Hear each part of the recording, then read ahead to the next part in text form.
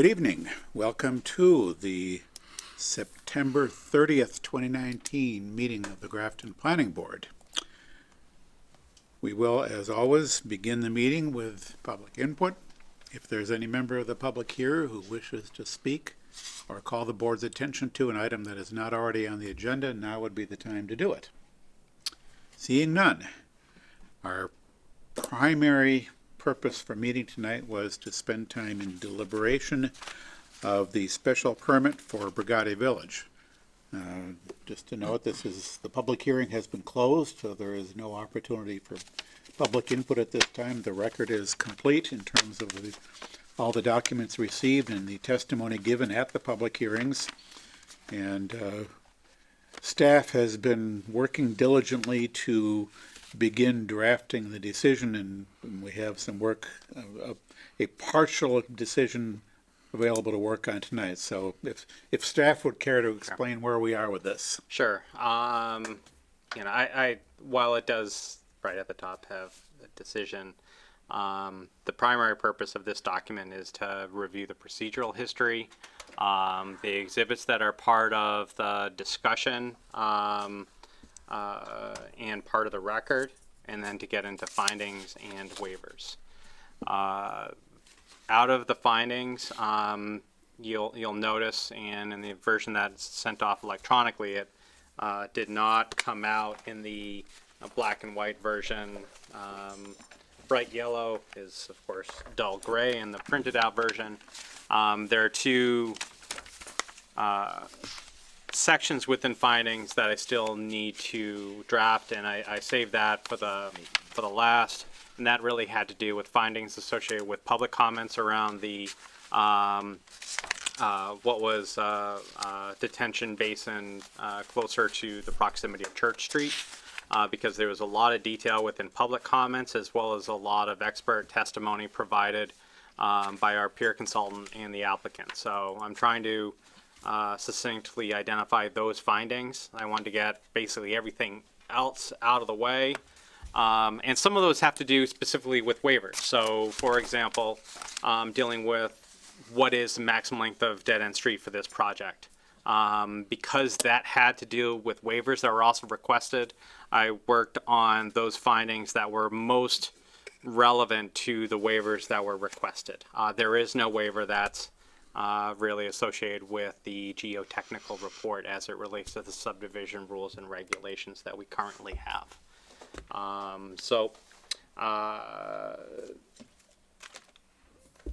What I at least sort of propose is that under the background procedural, if anyone has any comments, you can submit them by way of email to me.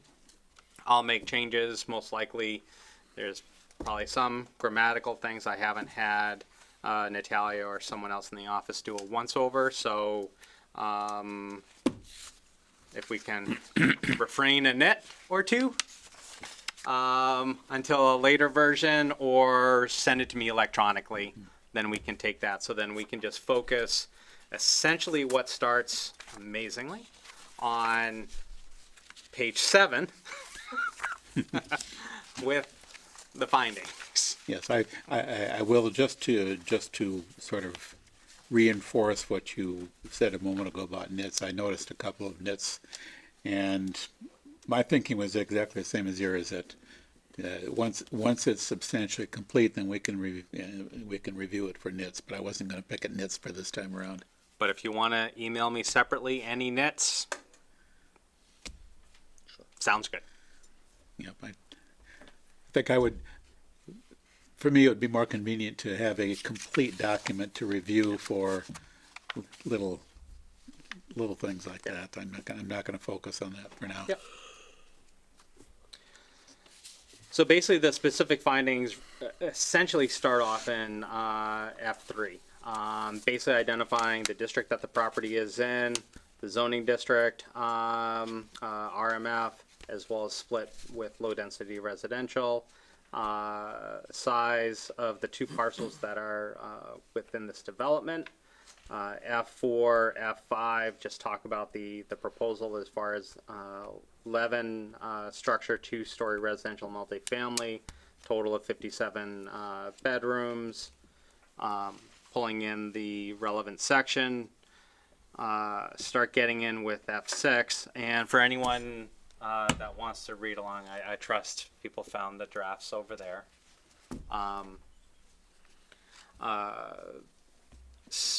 F6 is when we start getting into the lengths. So site access through extension of West Street into the property, which is approximately 312.1 feet in length, so that the board knows where I got these lengths right off of the most recent version, which is Exhibit 36. When you look at the profiles, it then identifies stations so that it identifies right from Church Street all the way in. That's the document that I use to obtain all these numbers. Site driveway consisting of 2 segments. Drive A, a total of 1,043 and 0.47 feet, and drive B, 354. The next line then adds in that total so that we can get a total for drive A. That's if you start at Church Street at 1,355.75. B, I took the West Street, I added in the length of driveway A, and then the total length of driveway B to get a maximum amount of 1,052.8 feet. Whoa. Okay, I see. I'm confused, but that's all right. So that's on F9. No, but I'm starting with F7. Okay. West Street, the first thing, 312.1 feet.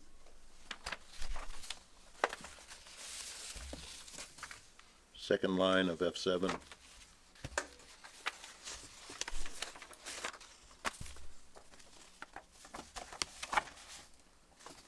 Yeah. Is that the length of West Street currently? 312, yes. All right, because then the site driveway will consist of 2 segments. Drive A will be 1,043. Where is that measured from and to? That's from the project. From the The project total line? being West Street included in the length is finding Yeah, F8. okay, but I'll only be confused a minimum amount. Drive A will be 1,043.47. Yep. That's from the property line to, the project property line to the end where it loops back and intersects back on itself. is that regardless of whether it's closed off or not?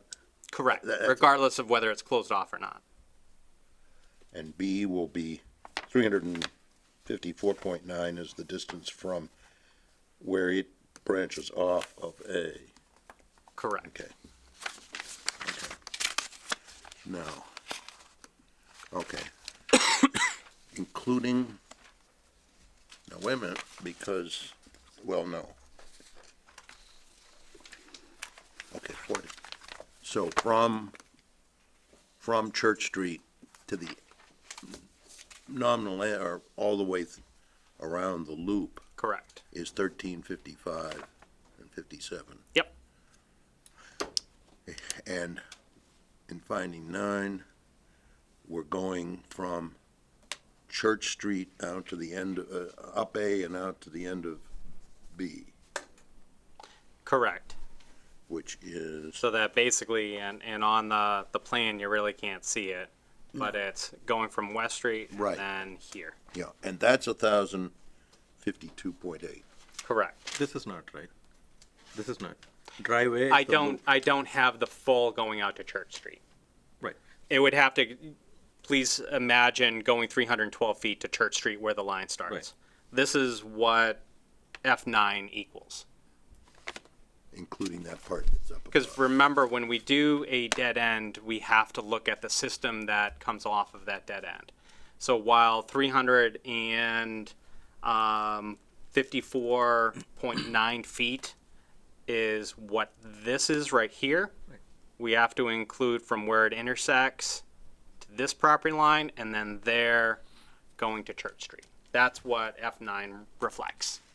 And F8 is, instead of going down, it would take the whole loop back, right?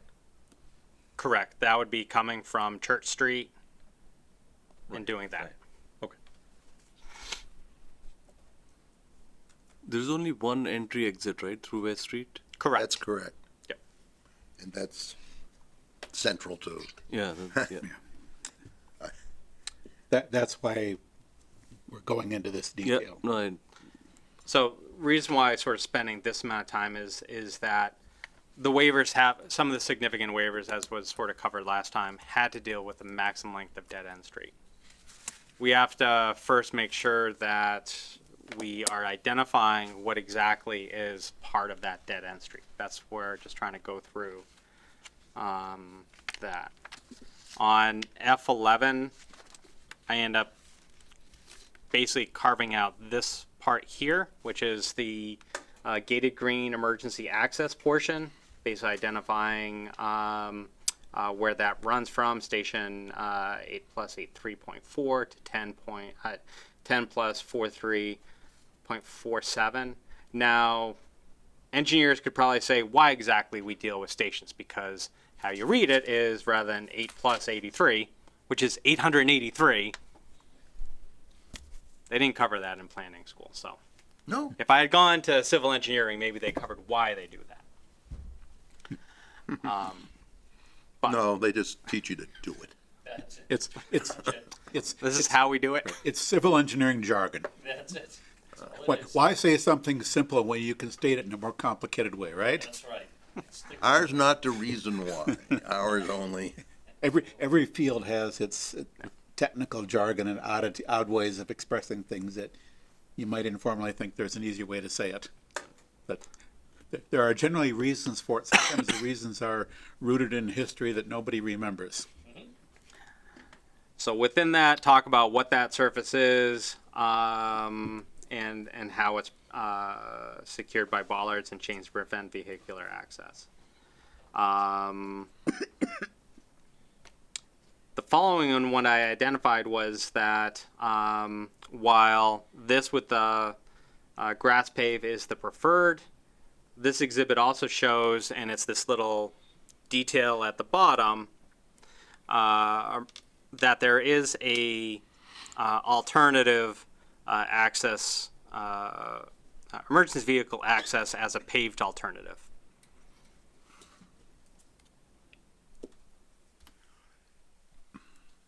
Did you figure out what, and as far as I'm concerned, I don't think it makes any difference, at least to me, but I'm curious about what the distance to the furthest point on the loop is. In other words, halfway around, more or less. If it were connected.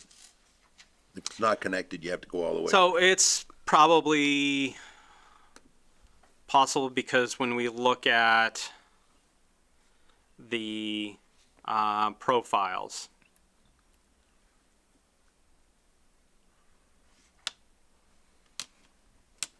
someplace here.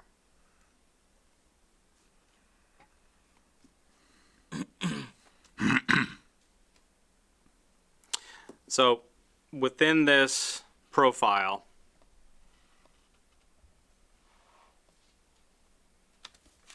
too far.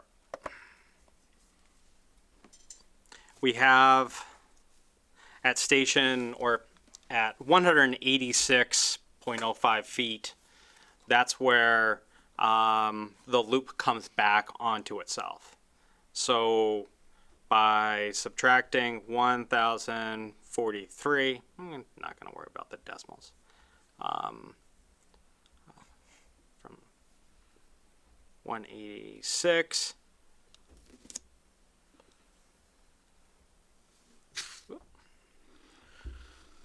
and divide by 2. So you're looking at the halfway point of that loop at about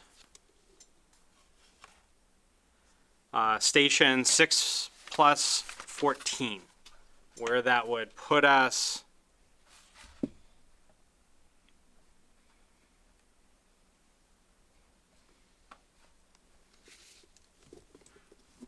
that's where this gets to be a little tough to see where that would be.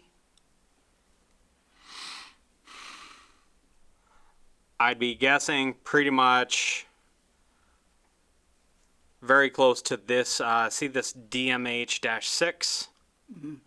That's about the midpoint of that loop. Okay, back out so I can, okay, yes, yeah, that's So right. remember, that's thinking about the connection all the way Right, down to that loop. So you end up having that essentially being your circle. So if this is your circle, this ends up being at the halfway point. so that distance, how far is that point from Church Street? Let's start, the intersection point, Joe, you said it was 1 plus 86? Well, this would be approximately. station. Right, that's 6 plus 14. Right. And the point at which the loop closes is at 186, 1 plus 86 roughly? So what I But did that's was not what I'm getting at. And hold on a second. And if then I it's- just add to the 614 the 312, then we're at the distance. Yeah. So it's 900 and some odd. Yep. All right.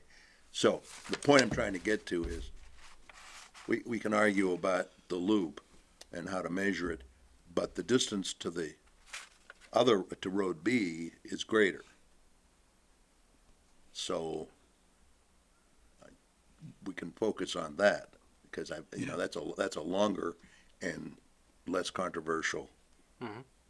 Hopefully, well, whether it's less controversial, we'll see. We'll see. So we can focus on Road B, if you like, for now. What, Bob, can you help me understand? Why do you suggest focus on drive B? Because it's the worst case. That's the longer of the two. Yes, and there are fewer complicating arguments. Okay. The end of Road B is the farthest away from the intersection Exactly. of West and Church Streets. Exactly. And it's more than twice 500. Which is an important number. Now, Joe and I don't agree about what our, we're talking about a rule that's in the subdivision rules, which are rules that the planning board adopts. It's not town meeting or anybody else. So, in the first instance, the rules mean what the board says they mean, obviously within reason and so on. But this rule's been there and applied since at least the sixties. So just sort of to proceed, and then we'll get into sort of how we then end up defining it. Finding 14 ends up being pretty straightforward. Section 4.1.6.3 establishes maximum length of dead-end street of 500. I did not include that there is a minimum length of 150 feet. As it relates to this, it's not pertinent. F15 starts to get at some of the discussion that we need to have. Subdivision rules and regs, section 2.1.1.27, which is our definition section, defines dead-end streets as a street, extension of a street, or system of streets connected to another street at one point only. Any proposed street which intersects with a dead-end street shall be deemed an extension of the dead-end street. Right. And I think that, to me, is clear. The system of streets is the key. We don't have to argue too much about the loops and whatnot, because the whole thing, starting at the church parking lot, going all the way back, is a system of streets. And the longest distance from a connection to a street is over 1,000 feet. And that's, I don't see a more practical or even as practical interpretation of a rule than that. It means something. I think we know what it means, but what else could it mean? How else could you interpret that to avoid system of streets applying here? So I totally agree with system of the streets. And, you know, so that you have a street coming in, a street coming off to the side. If we add this street coming off to the side and then another street down. These individual segments here, even though they're less than 500 feet, you end up coming back for the full length. So that this one here is the addition of this section plus this section plus that section, Okay, right? this is, if we focus on Road B, we don't have to deal with that. The question ends up being, when the road comes back onto itself, that ends up being the question on my mind, where that ends up being. Well, it's clear to me that that's a system of streets, and that's the intent when this was written, even before me. I don't see any other, if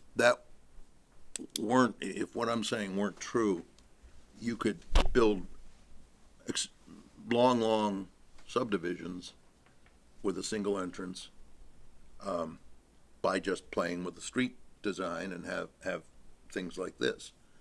And I don't think that renders our dead-end street rule pretty much moot.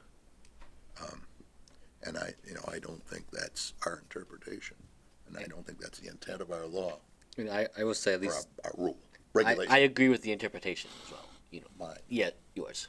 Because he has one too. Or he's got.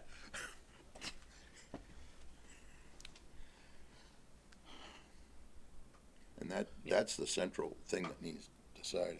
I may not necessarily agree with your conclusion as far as this particular project. You know, that's, you know, as far as the vote goes. But that's, I agree with the interpretation of the rule. I go back to the question, is drive A longer or drive B longer? F8 says drive A is 1355 feet, drive B is 1052 feet. Which So is the- technically, drive A is longer. Regardless of, I mean, you're talking about from station to station, the terminus of A is in this location. So you go from Church Street all the way around, this is a longer road than this. But we've always said it's not fair to measure all the way around like that when we're trying to apply this rule. Our best interpretation has always been go to the furthest point, which is what we just worked on a little bit ago, because you have two. Now, if that was really cut off, you know, you get into the emergency exit and whatnot. The dead end sign, we have to put a dead end sign, right, somewhere here? Where will that be put? I don't know what sign. It's private roads all the way in. I don't know Yeah. what signs will get put up. There would probably end up being, there may be a sign that says no outlet. And that would be right at the beginning of the development. I'm not sure. Those types of street signs end up being something that the police chief in his comments always says, prior to completion of the project, developer, planning, as well as the police chief will walk the development and identify any signs that may be needed for public safety. Now, So Bob, so I know we are hung up on the 500 feet driveway, and I think I asked this before. What are the ramifications of that? Is it just we are giving special waiver to a zoning law, or are there any practical implications? we have many rules, including this one in our subdivision rules, as ways of shaping how the town's road network should develop. And as a matter of policy, the board has always felt that they didn't want lots of long dead-end roads, it also makes a difference in the way land develops. If you have interconnected roadways, you may need to acquire parcels in order to build that kind of a subdivision, but it's a policy issue. But one of the things just to, and this is where it may seem like it's really more nuanced language, but there's a distinction between a zoning standard like a setback, where you have to get a variance. Subdivision rules and regulations aren't zoning. They're subdivision rules and regs. They're design standards. And just as there are, say, things that encouraging, creating, connecting roadways, within that same section, and it's right under the provision that talks about maximum length of dead-end street, the subdivision rules and regs do have guidance as far as when those standards can be relaxed. And it is in the unusual event that topography or other site conditions justify a dead-end street longer than 500 feet, and where there is substantial public or conservation benefit to be achieved, the planning board may relax these standards. Any waiver request regarding this provision shall require the board to specify the particular public and or conservation benefit to be realized, and shall be referred by the applicant to police, fire, DPW, conservation for their review and comment on a specific issue prior to the board's action on such a request. So there are provisions that within the subdivision rules and regs allow us to give relief and to relax those standards. Some may adhere to it and say there really isn't. I'm talking about just some members. There really isn't a reason for it. Others view that if there is a substantial benefit that impacts design, then that supports granting waivers. But the good thing is we don't have to worry about it being zoning. We don't have to worry about ZBA or anything. These are specific design standards that the board can consider relaxing. Isn't there a section in the subdivision law that generally gives us the ability to waive provision? We don't actually need 4.1.6.4. No, there's towards the end of the subdivision rules regs, it basically is then a global, if there is any need for a waiver, the board has the ability to do it. Right, For no yeah, reason. section Q or something like that. Yeah. Yep. So as far as this is concerned, I mean, we've been looking here so far at the findings. Yep. Basically, it's essentially findings of fact, or, these are the measurements. Yep. And on the assumption that the roadway under consideration here begins at Church Street. Correct.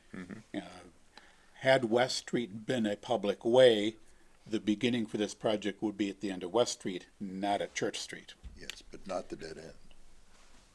But in any case, West Street is not a public way. It's difficult to argue that, at least as a basis for discussion, assume that the dead-end street begins at Church Street. And the maximum length to the farthest point on Road B is 1,000 feet and change. And under either of the design choices with the loop closure, whether it's the grass pavers or pavement, the farthest point from Church Street on the loop is not as far as the end of Road B. So let's just take that as a given. And unless we can make a compelling argument to begin the measurement somewhere different, and pretty much a straightforward reading of the subdivision rules and regs says that the appropriate place to begin is at Church Street. The question then will become, when we get around to discussing waivers, is whether the particular situation on this site merits a waiver of that rule to whatever extent is necessary. We can talk about that more when we start discussing the waiver, but let's sort of try to make our way through all the findings first, and then we can make sure we've recognized all the findings that may relate to that waiver and make sure that those are I think we're where they there. should be. I think we're pretty much there. So let me just ask you a question so that I can make sure that I add it inappropriately. And also that way this allows us to try to codify it a little bit better in subdivision rules and regs with subsequent changes. For the loop road, for the purpose of defining its maximum length, the maximum length of a loop road is calculated at the farthest point of that loop road, or the midpoint of that loop. If Yeah. the loop connects, Right, if it's a loop, then that would be the, if it connects, but if it's blocked, I say, End of that I'm trying not to have to solve that one. right, yeah, and I think that's the point, a point of clarification in the regs would be that when you have a loop road, With through traffic. that where you can travel both ways around the loop, and the loop, both ends of, well, a loop doesn't have ends, so that's the point Especially that in needs to movies. be clarified. It intuitively, it the just kind of rules. makes sense that you would measure to the farthest point away from the intersection of the dead end with something else. And in the case of a loop, as in this example, that would not be a bad idea. Well, you might want to include in there if the case where it's blocked, and we could say then the length is whatever it is. It's The end of the it's a little less than the total So distance. the question ends up being, because here it's not blocked because it allows for only emergency vehicles. Whether or not, I mean, you could basically say a contiguous driving service open to the public, because that's essentially, if you say it's you have to make your way around, the argument can be fire truck can do it. They can just blast through that chain. That's why there's the emergency access. Yeah, and just, kind of to that point, and to sort of, I want to suggest that the board, outside of these deliberations, may want to, we have some other issues in the subdivision rules and regs that we've already identified as needing updated. We may want to spend some time on this particular provision, revisit this in light of our experience. And one of the questions would be a loop that is open to general traffic versus a loop that's open to emergency traffic. Because one of the considerations for limiting, not the only one, but one of the considerations for limiting the length of a dead end is emergency access. Right. And we may want to differentiate between the cases for emergency access and general public access. That's mostly a discussion for another time. Right. Right now, though, I think the board's rule isn't focused specifically on emergency vehicles. It's focused on how traffic flows on the roadways.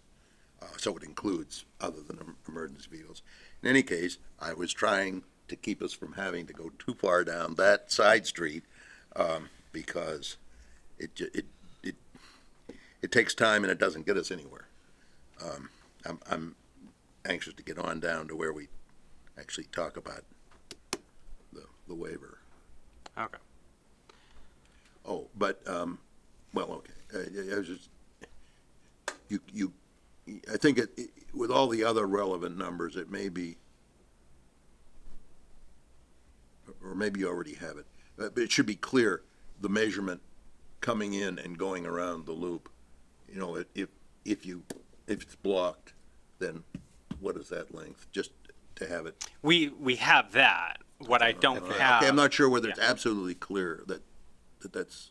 Well, because Okay. it was because of the midpoint and then how we calculate it. Whether or not. No, but I'm saying another number. We want to know the midpoint number. Also want to know the number all the way around to the chain. gated, to the gate. To the gate, excluding. The- So you want the paved surface to the gate, and then Right. not the emergency access length. Right. Okay. So, I 'cause can that's a add piece of that. I can add that in. Yeah, Okay. and that shouldn't be. Yeah, That's that can, that's 15 easy. minutes ago. Right, that's easy enough to calculate and it can be included as a finding. Easy for you to say. Well, because it's magically by station, I already know the station is 800. I mean 8 plus 831. So I just add 312 and I'm there. Yeah. So That's what- I got it. You're 1,200 and something like that. Okay, Where were we? 16, F16. So we kind of got off, hung up on F15 where we were talking about the definitions here. And that led us into a lot of other discussion here. there's a place, I don't know whether you say it anywhere, but do we know how many, units are allowed under the bylaw? Actually, that is a good point. I should calculate out what that is.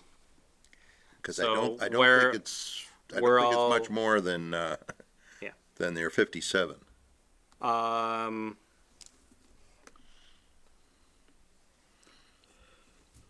It's, 16 acres or something like that. Well, the RMF acreage, Yeah, what's, yeah, not the whole, right, and that's, in fact, I'm not sure that, in the findings, we've listed the size in acres of the two parcels of land, but relevant to the question of how close to the allowed number of units they are, that I think we would need the Area. acreage of the portion of the property that's in the RMF zone. yeah, and Joe will have to figure that out, I Yep. guess. Yeah, that can. We used to have a planimeter many, many years ago. Do we still have a planimeter? Or do you have software that'll do the job? The engineers have software that can do the job. Because I remember when we got the planimeter. I remember having to use one in grad school. No, there's a reason why, there's a reason I want to know, and it'll come up a little later. Excuse me, Joe, that might be actually on the plan on the layout material sheet, zoning summary table. Well, it's a piece of information you'll need to include, although it, when he divides it by the number of units per acre, it'll, but I guess how close are we on it is where my question is gonna be. It's not on the layout materials, it's on the general notes and legend, which has probably the zonings, there you go.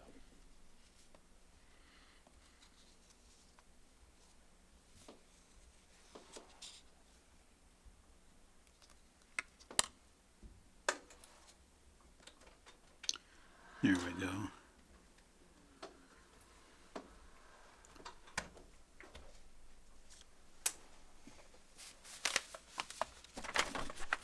At least the information is there to calculate it.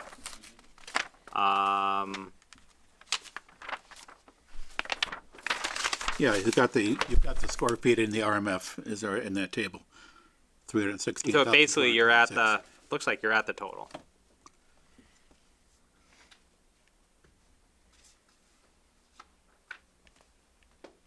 What is that total, 365?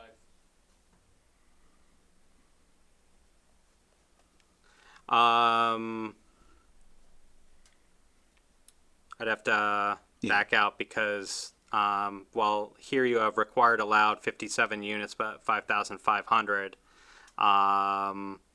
There's a little bit of extra land with the same number of units under the proposed. So I'll just have to check that. Well, we're at the 57, we're close, if not on the zoning. Yeah. Because 4.1.6.1, it's gonna come up. Yep.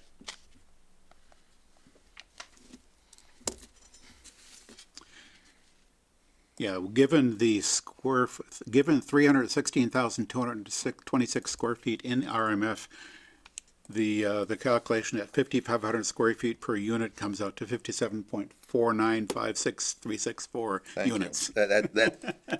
That will be sufficient for what I'm interested in. Yeah, so we have that information here of finding, just to state that in the finding as, Substantially.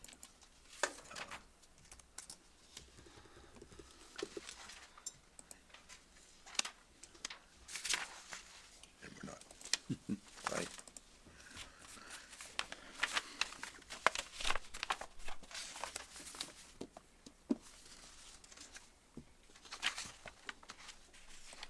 Okay.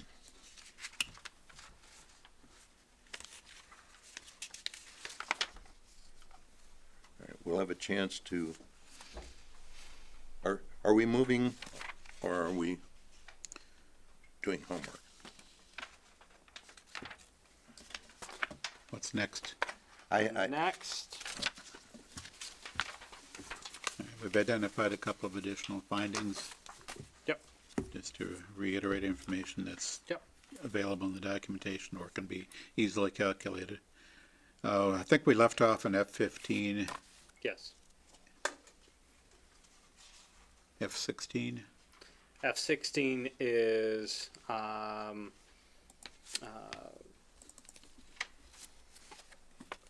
basically just saying that all of our decisions are based on the material that's submitted in Exhibit 36, which is the most recent site plan. 17 and 18 are that I need to expand and add the findings relating to the public comment regarding geotechnical, and then also the peer review. Yeah, so as you said earlier, Joe, you'll be working on these after this meeting, Yes. after tonight. will F17 and 18 just, somewhere we say what we think those reports said, I guess. But then somewhere we say what we think about it. Mm-hmm. Where will that be? That's one of the things that Okay. we're gonna have to sort of figure out. Because ideally, identify the comments that were raised by public, our peer, their consultant, and then our peer review, and then underneath that we'd add our finding.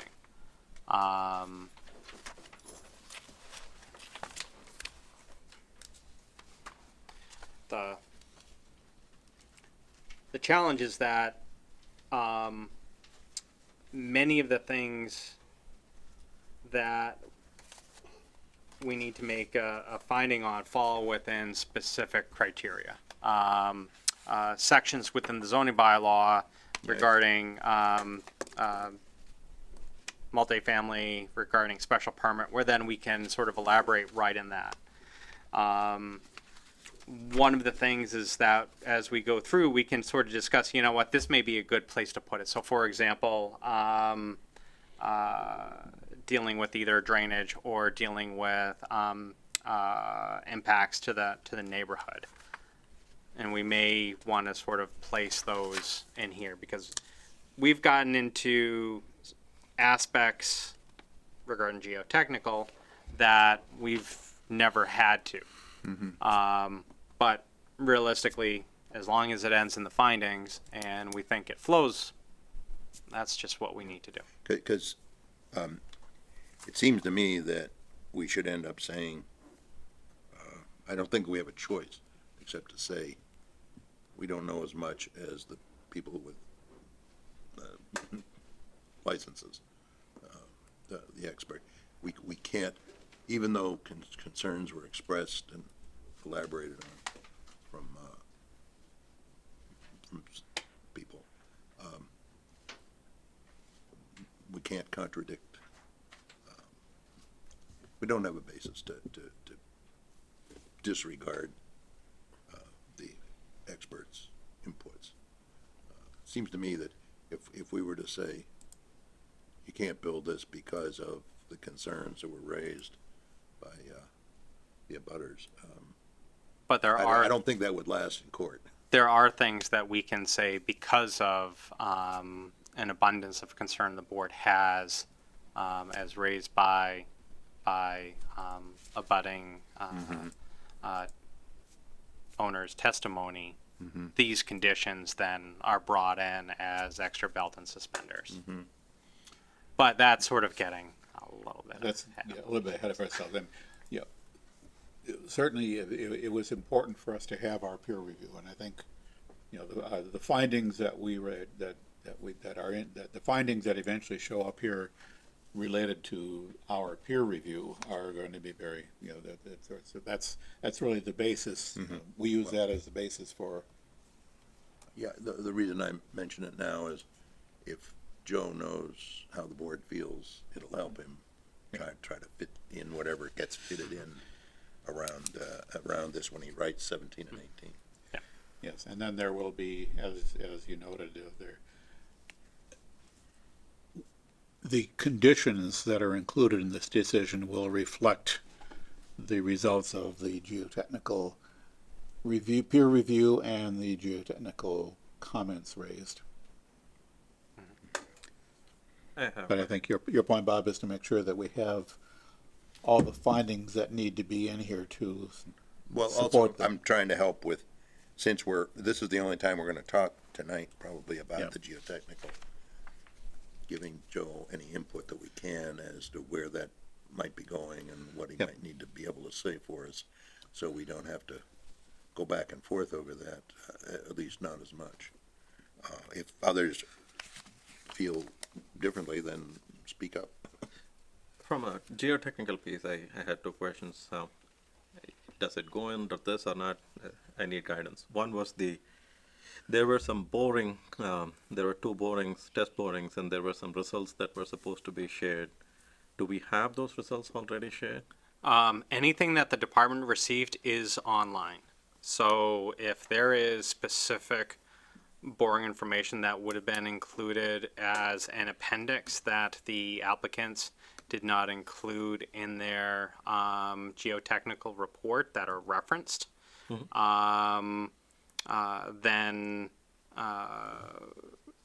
I'm just looking through. We'd have to look through primarily the information that's here, like so test borings from January. We'd have to look through these documents to see if it was included as an attachment as far as rough information or whether or not it was just referenced. Okay. I did do some research. I tried to look for it, and this was based on the letter from WDA dated the 8th of Feb. And it said that WDA indicated the results would be provided to the board under a separate cover. These were for the test boring. So, Okay. So I do see that there are test boring logs, Appendix B of Exhibit 40. this was dated July 15th.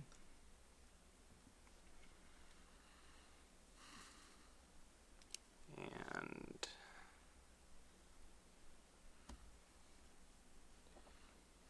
so this was in their Yeah, okay. geotechnical, that was from May.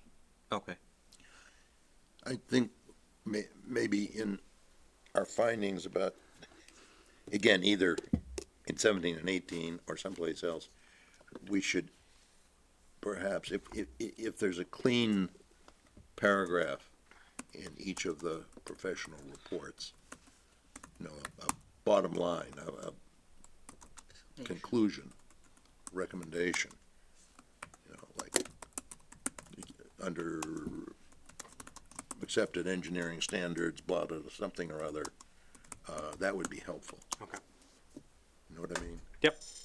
Just writing a note to myself within the decision so I can capture that. So Joe, you said it's there?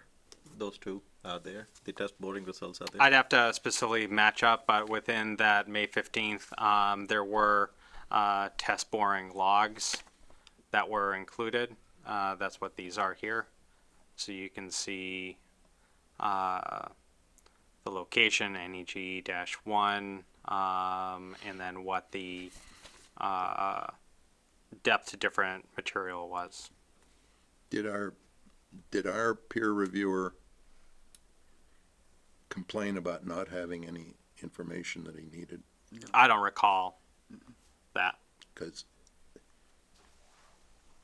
if he didn't need the test borings, I'm pretty sure I'm not gonna do anything with them. Well, they would have reviewed, this is one of the documents they would have I reviewed. understand. So if there was additional, well, hey, they have these other spots and they reference test borings, but there's no logs there, I'm sure they would have pulled up But getting those. My point is that the professionals know more about what test borings show than I do.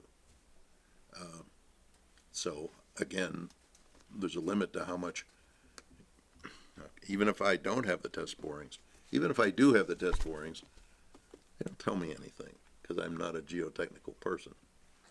I have no schooling in that. Electrical engineering, okay. Geotechnical, there aren't that many. My challenge is that, and I know we're not deliberating a decision, but my challenge is that I understand enough to be dangerous to myself. I'm a trained civil engineer, but I haven't practiced civil engineering. And that's where I'm trying to look for data so I can have a better understanding of, are we really looking at all the factors, and how do we make this actually happen? So that's where I'm struggling with. Are we having all the data points? Did we look at it? And what are the longer term implications? And I think one of the things we were discussing last time on this geotechnical was some impact study, and the adequate safety numbers were there, like 1.7. And we did discuss that. I think you brought it up, that what is this?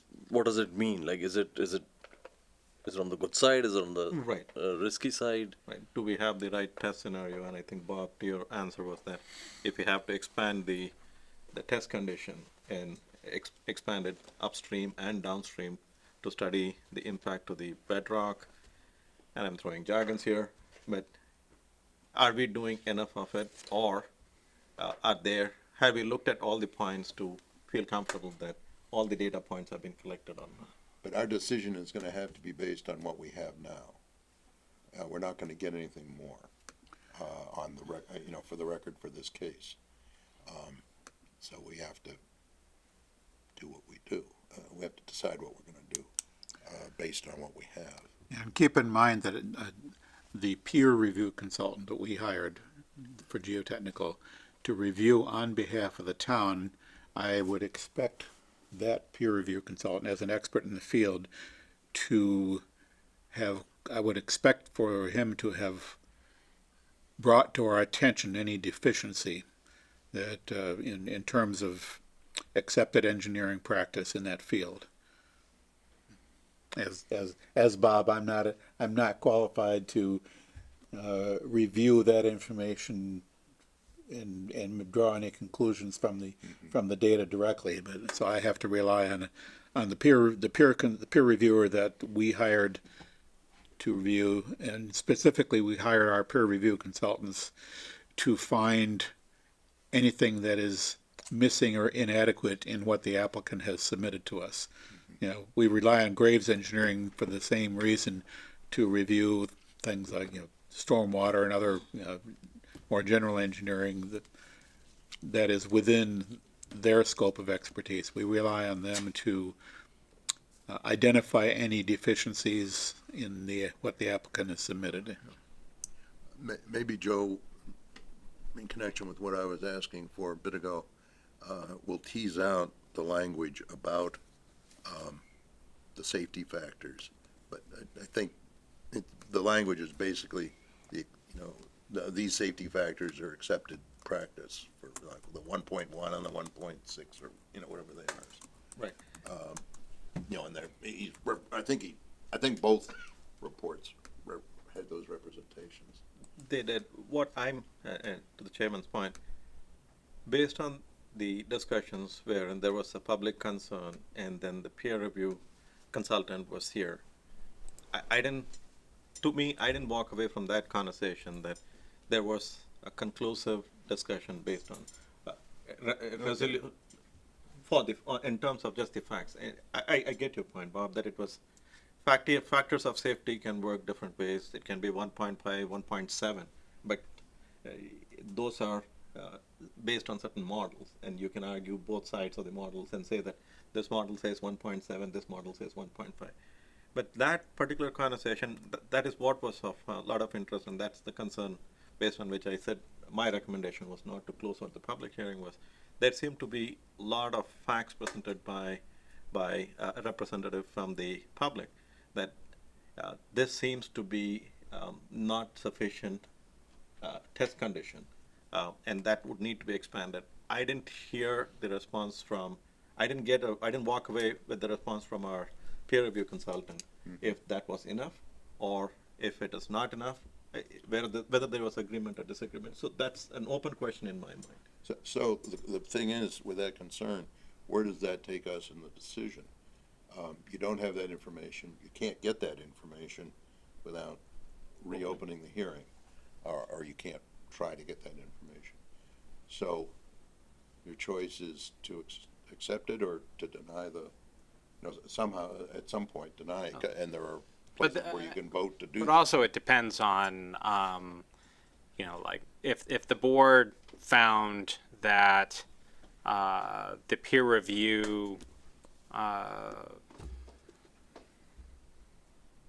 the peer reviewer's opinion was accurate. For each of these, and very often we vote on findings all in a lump. We may get within this decision where members want to take individual findings and votes. And that may be a finding you say, I don't believe it. So you vote against that finding. But there may be things that's like, well, if this gets done during construction, as far as on-site, about weekly reporting, all these things, then that may add an additional level of confidence that then you can say, okay, well, like, if I can't find that, but we're conditioning things in a way, then it at least alleviates some of the concern. There's potentially going to be some back and forth with multiple members throughout the decision that it's like, I don't really like that. And how it all comes out in the end, it'll be messy, but one way or the other, we have to file a decision. So that seems to be, to your point, Joe, and based on what Bob was also saying, there seems to be a gray area, whereas the decision is going to be black or white. And I'm stuck between the gray area of not having all the inputs, and then making a black and white decision and saying that yeah or nay. I'm not there. And is there a way to get from our peer review consultant, at least I know it's not a public, is that still a public hearing? the only thing that we're able to do is get clarification if there was a specific finding that it's like, can you please explain this a little bit more? Okay. You can ask for that, provided it is only explaining for clarification information you've already received. Okay. You can't say, can you run another model and provide us this under these circumstances? That would be new information. But if it's like, I'm just not quite sure what he's saying, the board is able to ask for that types of. So along that line, it would be, and again, this is the findings relative to the geotechnical analysis from the applicant and from our peer review. Those findings have yet to be written, but a careful review of particularly the peer reviewer's report may be helpful here. If one of us reviews the peer reviewer's report and finds something that seems to be unclear, that is something, a careful review of that report might answer some of the questions that may be in some of our minds, and it may identify a point in the peer reviewer's report for which we can reasonably ask for clarification. Problem is, we're gonna run out of time. Yes, we do run the risk of running out of time. And So we need to be fairly prompt about following up on any of those questions. Yep. I don't, So that's where anything that any members are able to, if there's something in reviewing the material, that it's like, this is something that I just don't, and you can sort of cut to the chase to the last page of some of the documents where they're doing their conclusions. If it's like, I just don't see, it that clear, can you can you explain how you came to that conclusion? I'm able to ask that of the consultant so they can submit it. It's the same thing as providing an attorney providing us legal assistance on drafting a decision. Everything's based on the material submitted. There's no new information. It's just clarification. But at some point, the back and forths, we're never going to have a perfect decision. That's where the conditions, any sort of gray area, we can sort of reinforce those gray areas or strengthen those gray areas by then saying, here's some conditions we want to have. We want to have someone there. We want to have weekly reports. We want to have photo documents. We need, X, Y, and Z, whatever we can sort of say to give us the extra level of confidence on things.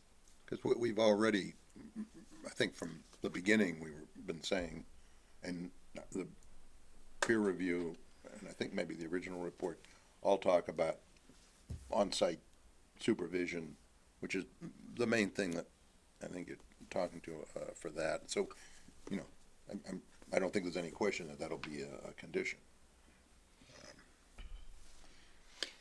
And I do remind everyone that we hired the engineer, and if we bring in consultants and we don't, and he reviewed it and he looked at it and he did in fact give us a detailed report.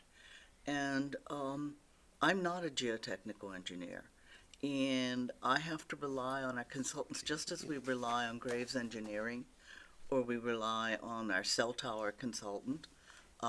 These are people who are experts in their field. And, he's also practicing in Massachusetts. And I think that we have to take into consideration that he knows the Massachusetts laws and the regulations that are geotechnical affecting this particular state. And we have to keep that in mind, that this is only one state, and every state has different needs and requirements. If this were California, it'd be a completely different thing. We know it's going to fall into the ocean. Different problems out there. Yeah, I don't want to get too deep into the geotechnical as Joe has yet to. I mean, the discussion is certainly useful, Joe, to the extent of giving you a feel for what we need to have written into findings for that. Because we have so little time and so little opportunity for going around, write something, comment on it, go back, do something more. We don't have that opportunity. We have to remain very aware of that. Mm-hmm. I do, if we got some input that expanded on what to think about the safety factors, what they really mean, and how well established they are. Because, 1.1, that sounds low, but it's in the case of something that rarely ever happens. We don't get big earthquakes around here very often. I think that was earthquake, wasn't it, for the 1.1 or whatever they call earthquake. So if you do get any information, because I think we may have mentioned that. Certainly, I thought about mentioning it before during the hearing. And I think their language, maybe if you read it, so it says analysis indicate an adequate factor of safety. So when they say adequate, meaning, it is within the safe zone. So that's, I think, engineering practice sets certain safety factors, the 1.1, the 1.6, the whatever, 2.1. And if they don't know, how can we decide more about what's adequate than they can? right. That's what I'm saying. The definition of adequate may be, it's a pass, meaning it's not below the threshold, it's adequate to. Yeah, well, they said it's not below the threshold that they're applying and testing it against. The question is whether that threshold is Good enough. okay, and I probably don't know more than the engineers do about what an adequate safety factor is, but it'd be interesting to hear them maybe state a little more than they did in the report about it. Again, I would recommend reviewing the report and bringing it to Joe's attention, anything that you feel needs to be clarified. Yep. Or- An example of that is when we're doing traffic stuff, we get, like, sight distances and whatnot, we get specific recommendations out of the, whatever the manual is. You know, there's the Bible, the book about traffic engineering, road design, and you cite section 17 dot something or other says so much, and that's the qualification of the where you get it, and we don't know, you know, where 1.1 comes from. Yeah. Right. So the action item is read up the report and raise any specific questions. Right. Next topic on the findings is traffic. Traffic. Yes. 19 and 20 are fairly pedestrian. 21 just summarizes the traffic consultant calculating for a peak hour, 26 vehicle trips in the morning, 32 in the evening. Also that there would not be material impact on adjacent intersection of Church and West, and that it will continue to operate at level of service C or better, and that at Pleasant Street Province Road intersection will not be impacted. They had basically said in the report, one car every 20 minutes. I can add that in there to hit that home. I didn't really see that as all that important as far as a data point. Yep, and it can be, I would note that as with the geotechnical and other items, we did have a peer review, traffic peer review. Correct. I don't know that it's listed in the exhibits. I don't know that it needs to be called out explicitly to finding. I did not call it out. However, in general, the board should be making a general finding whether or not traffic, whether it finds that the project will have negative impacts on. Well, we do, one of the 1.5.5 items Correct. speaks to that. Yep. In fact, I have that marked. Yeah. So F-36 among others. traffic I did not safety. want to get presumptuous, okay? No, that's, So finding F2 basically identified that the applicant proposes to improve the intersection of Church Street and West Street with your realignment of sidewalks, installation of radar-activated street speed warning signs, pedestrian crossing signage, and installation of a pedestrian control beacon at the realigned crosswalks. Strike the S for beacons.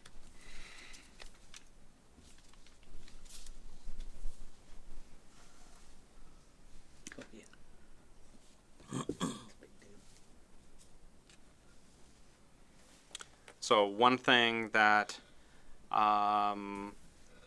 did occur to me to add was that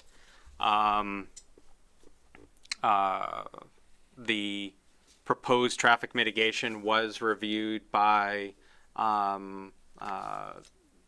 department heads relating to police, DPW, engineering, and planning, and the proposed mitigation as identified in finding 22 was supported.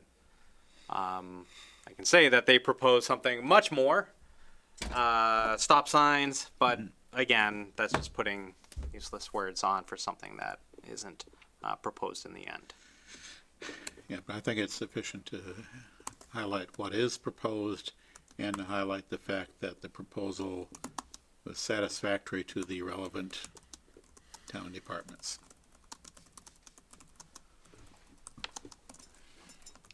Moving right along.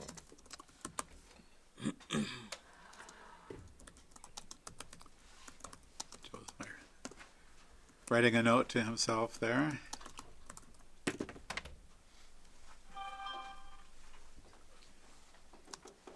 The next thing I have is all the way down at 32.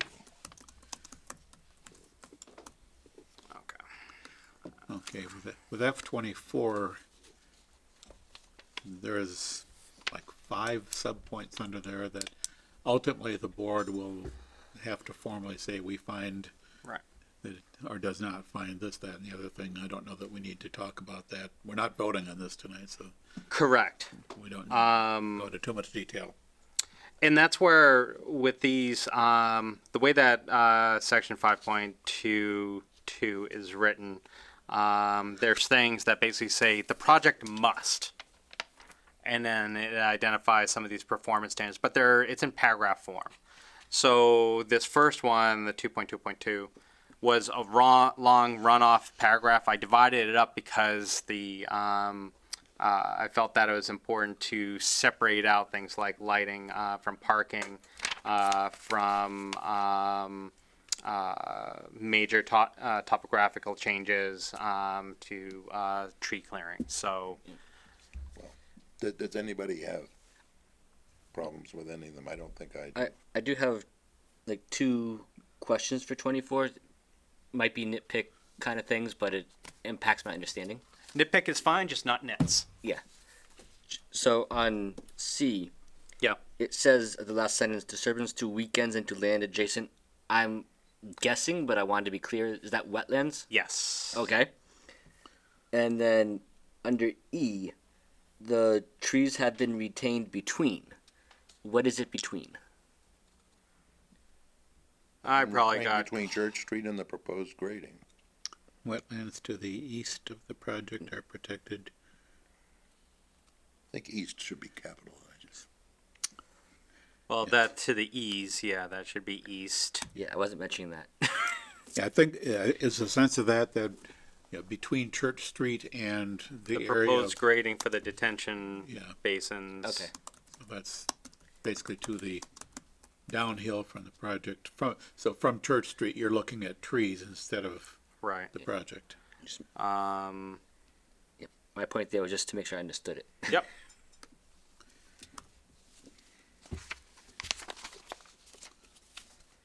And these are the things that we say yea or nay, find or does not find based on whatever facts have been presented, right? For example, C, if we say that we don't find that avoidance of major topographic changes has been achieved, that's based on what facts we have. Correct. Yeah.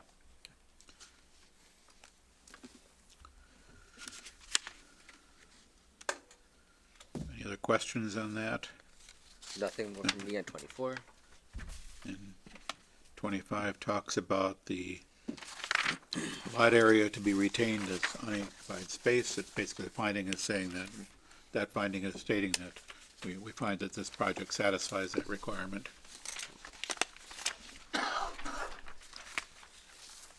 And that's essentially same thing with 26. There's specific one as relates to unoccupied space. And on 26, is that 2,400 and some change per dwelling unit? Yes. Okay.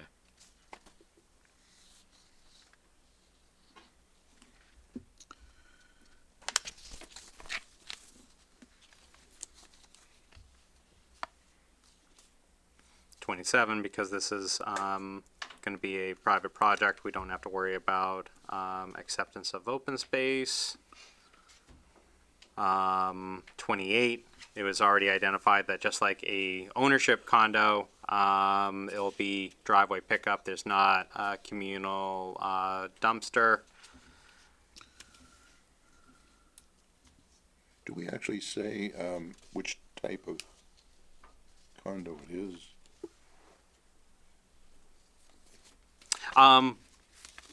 As far as the development type, did identify that, I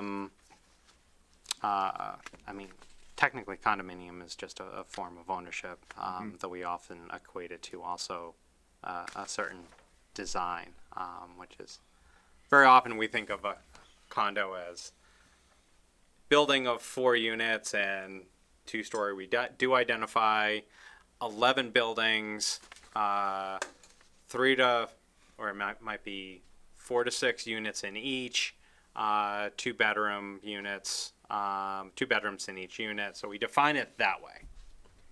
I think of But it's I think of condo as, the way it's owned and the area is managed, and private, like it's rental versus sold with a owners, association. Though those make differences. This to is a how rental, it's right? done. I think Yes. this will be a rental. It's not a condominium, sir. Well, I thought he said he was talking ownership. No, it's, It's a rental. No, I was saying for the open space. Okay, Because it would be privately owned, not given. Because I to the thought it town. was rental. Yeah, that's what it says. Yeah. Okay. So perpetually, the plowing of the roads and whatnot is, On trash that. collection, all Yep. of that is, yeah, so I think we established that pretty well. So 29, pretty straightforward. Utilities are underground. 30, that's another straightforward, and it's identified right on the plans. The closest units are 31 feet apart. Bylaw requires 30.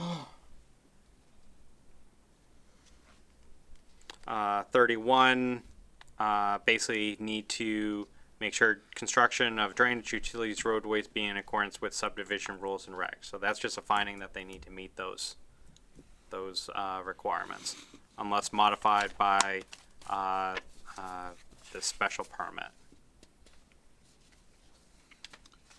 Yeah, so these last few from 32, from yeah. 24 through 31 are basically just going through the list of requirements that apply to multifamily dwellings. Correct. Well, And then starting at 32. 32, it's what applies to any special permit. Right, starting in 32 and going for quite a few after that, it's general requirements that apply to all special permits. You know, this is, that's boilerplate that, to an extent, it's boilerplate in a sense that, these items appear in every special permit. The specific findings of satisfactory or not are not boilerplate. Those are obviously project specific. Well, 32, ingress and egress to the property, so on, automotive and pedestrian safety and convenience, so on and so on. Right now, I don't think so, particularly because of the long dead end. So, we'll have to vote on that one. It's individual.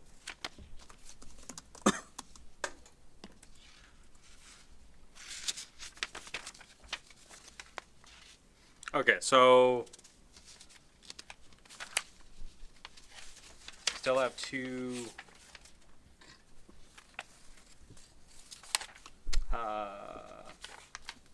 essentially I have 12 more findings, and then we get into waivers.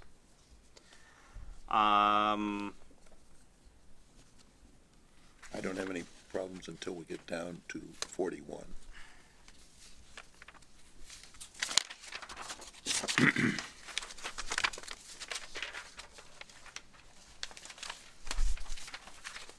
And what is 41? General intent. It's the the big loaded gun. Yes. If ingress and egress under finding 32 is inadequate, then I'm not sure that 41 is satisfied. Maybe a little more so, 42, if the application is granted, it create a hazard and So- or congestion. So is that something that you can elaborate, or at least so as Well, as the board we can discuss like what? It falls out of the issue about the dead-end road. So perhaps it's easier just to talk about congestion. The maximum length of dead end street, at least as it relates to the traffic study, there was no identification whether or not there would be internal congestion. It basically is looking at outside points that are impacted by a development, not looking inside. Yep. But not necessarily congestion, hazard, perhaps nuisance, but certainly hazard. And the hazard being, I'm trying to being- pull it out of your Hazard box. being, that it's too far from the public ways, you know, for, emergency access, I think maybe the, distance of the school bus. And the reason why I sort of just Yeah, I know. need to provide a little bit of devil's advocate, just because I'm trying to make sure that as we draft it, also thinking about some of the information within a number of, and granted they're older projects because they end up being like the apartments that are off of Providence Road, you know, where kids are being driven up because it's equally 1,000 feet in length. We have exhibits that reference fire department review and input into the plan. We do have police saying that he doesn't like it being long. I'm trying to tie it to findings are best when we can tie it Yeah, to I exhibits. understand.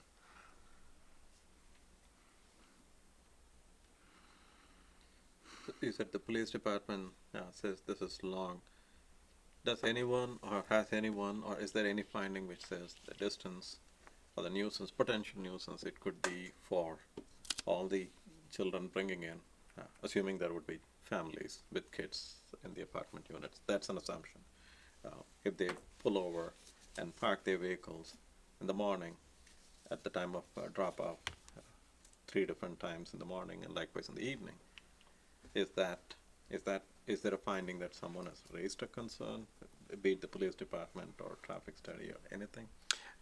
No, the only comment, and this is something that the police chief and I will sometimes just go back and forth on. He says if it's in the regs, then it shouldn't be waived.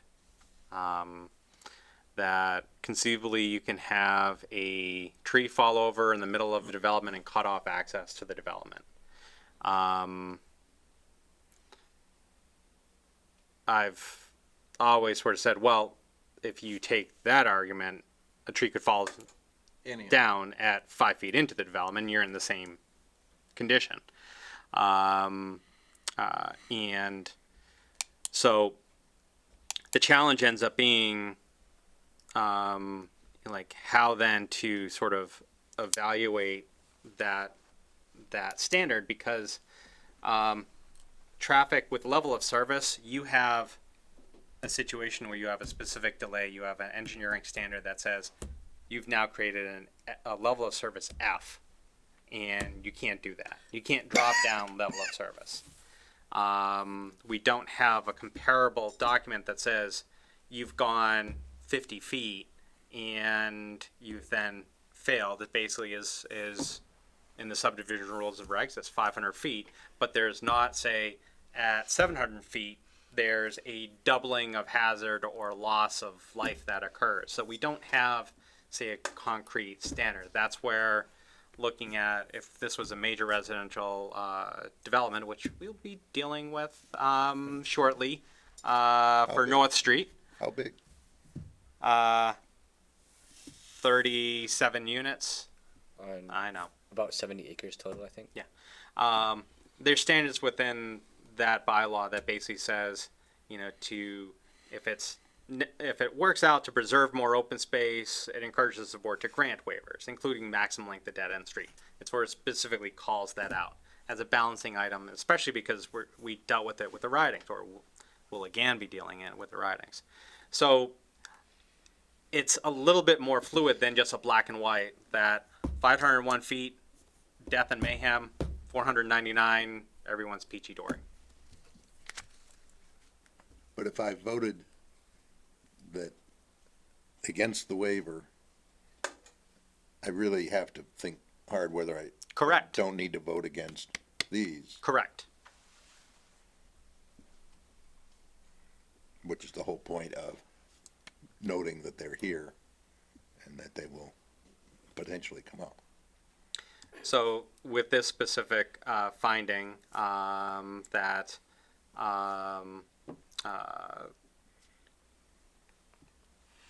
these last, some of them are these global findings that sort of talk about everything together, and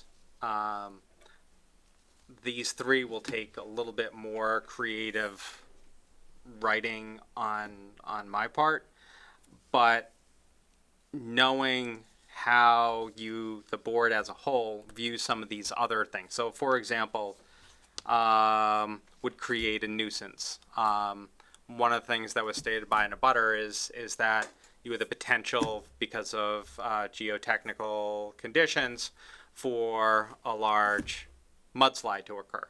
That definitely would be a nuisance. I've had that happen on projects. I've dealt with the cleanup after.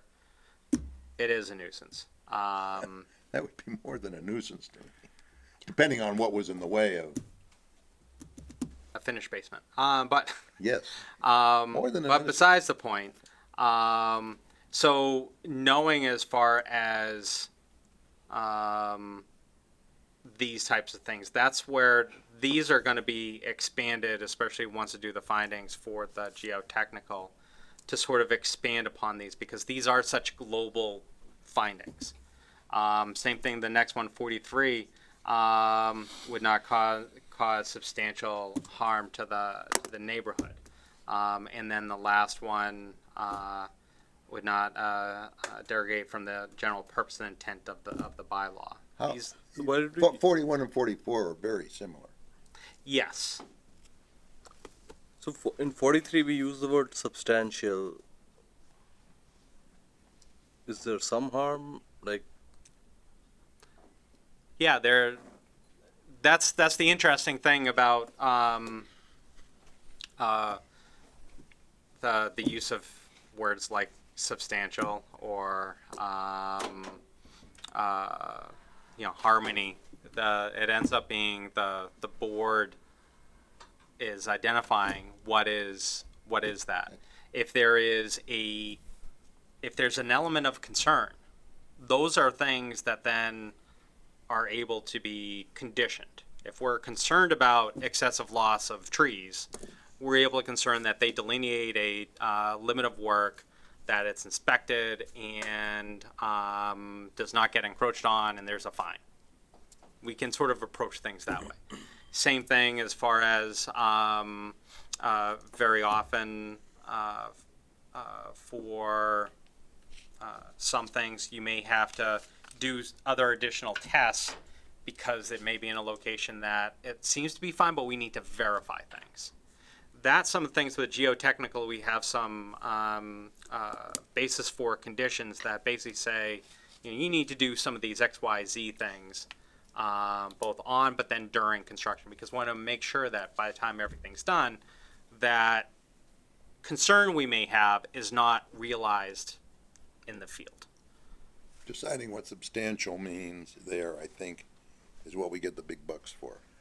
It's what we're elected to do, basically. I deserve double. I deserve double. Oh, well, Well, now that I don't have Rachel, we can pay you through Candy again. oh, all right.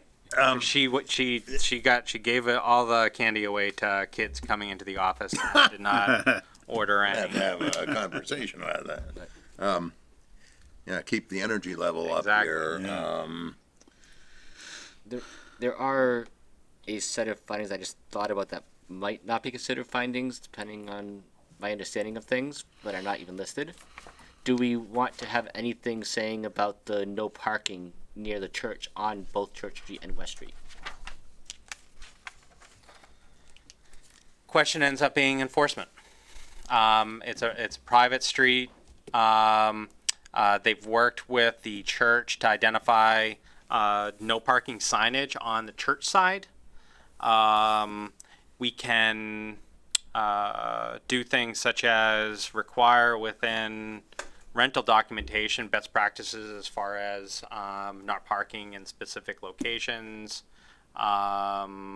We can do something like that. Yeah. But this is, like when we approved Brook Meadow, before that got accepted as a town road, there was a line of 12 cars every morning because it stopped at the end instead of going through.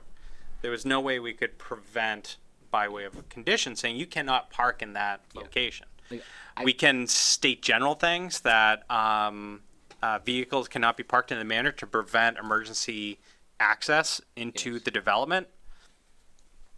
If all of a sudden residents start doing it on West Street but not doing it within their development, I don't think I'd Yeah. necessarily be able to go after the owner of the rental Yeah. complex. I wasn't so much thinking about a condition because I didn't know how we could write a condition for this, but it was part of the public hearing was mentioned that this was worked out with the church. I didn't know if that would be in the findings for that reason.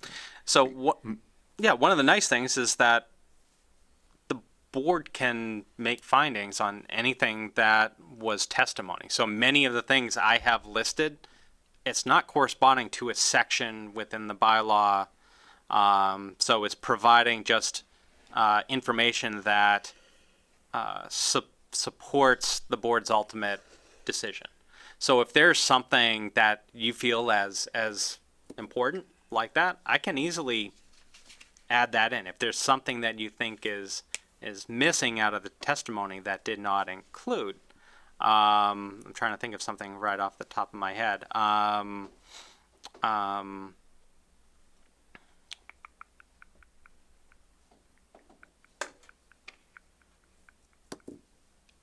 So, for example, within the neighborhood, there was off-site adjacent properties. There was a drainage issue, and through this, they're modifying their drainage to deal with off-site drainage impacts. The board could make a finding of that to substantiate identifying that there's a public benefit that is associated with it. Same thing with we called out the traffic improvements that are being done, but like I said, we didn't call out specifically working with the church to limit a no parking area on a church side of West Street, which Yeah, I would was gonna be say, for me, that piece of it from the church doing that to me impacts my acceptance of how the traffic study came out with the idea of sight lines and overall congestion on West Street in that corner during church hours. And that's also a good point, is that it wasn't only that side, but then also restricting parking approaching the intersection to maintain adequate sight lines. You can find that there were concerns expressed, and then the board can find that they were addressed by this and this and this.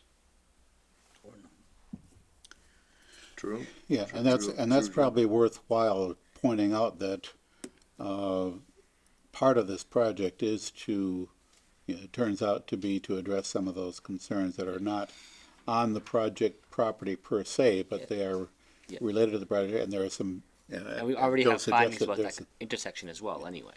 Yeah, there are some, there are some benefits that the project, public benefits the project is bringing to the area.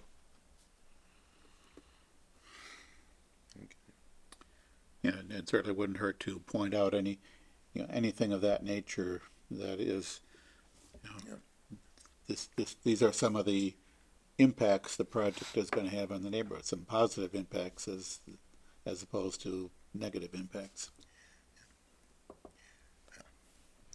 If we're past that, suggest we merge 41 and 44. Unless there's a compelling reason to do otherwise. Yeah, I think traditionally those have been separate findings, and that they are so closely related.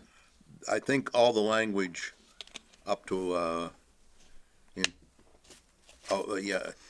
purpose and intent of the ZBL down here, purpose and intent of the bylaw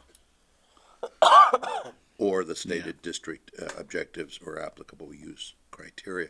I'm not sure that we couldn't just have 44, maybe with ZBL instead of the bylaw.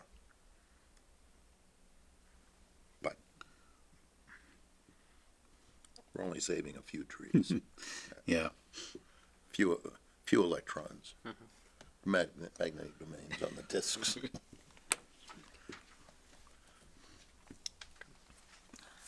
So are we then at waivers? I hope so. So right now they're just written as one. In the past, if there have been individual votes taken, we separate out and have language instead for individual. So as an example, as far as like even I get clarification. So I was on email today getting clarification from peer review and design engineers because within the Exhibit 34, there was a list of waivers identified, and it basically just said that minimum center line radius of Minor Street must be 100 feet. Plans show less than that at station whatever. So I'm like, well, I need to know exactly what this is. So I could easily have calculated it out and all those things, but I saved myself 10, 15 minutes by emailing that question so I could work on other things. I got that response, and that's what now is there. Jeff provided that information as far as showing that the plans show a center line radii of 74 feet at Drive A at station 5+00 and 75 feet at Drive B at station 0+50. One of the things for each of these is that that really doesn't tell us a lot as far as, you know, is a tightening by 25 feet a lot, or is it not? And as an example, under waiver 4, we're talking about K values, which is how quickly a road crests and then any dip. And I did ask Jeff regarding waiver 4 whether or not that meant anything was bottoming out. And he basically said, no, nothing's bottoming out. It's not something that impacts vehicles. But all these waivers end up really tying back in to waiver 5 being length of dead-end street, as well as the grade, because some of these, like the crests, have to do with the grade coming up at 7%, which requires a waiver, which is actually the same grade as West Street, so you're continuing at the same grade. You're coming in higher, and then you have to get down below a little faster. That's why there's a crest that this curve is what gets defined by that K factor. If you drop that 7%, so you're at 4% with a bylaw, all this area up here needs to be excavated out. So it's a balancing, you know. Is it possible to, outside of maximum length of dead-end street, put that aside for a second, is it possible to basically reduce these out so you don't have them? Yes. But there's consequences, namely that it may mean that you have to, instead of the site essentially being balanced, you may then have to start removing some of that material. Or you fill in areas that right now B is lower than the adjacent land. You may then use that to fill that up to bring it up to maintain compliance. So those are some of the challenges as we look at these waivers we're going to have to balance out. Those three, 1, 3, and 4, or is it? Yeah, and maybe 6, but 1, 3, and 4.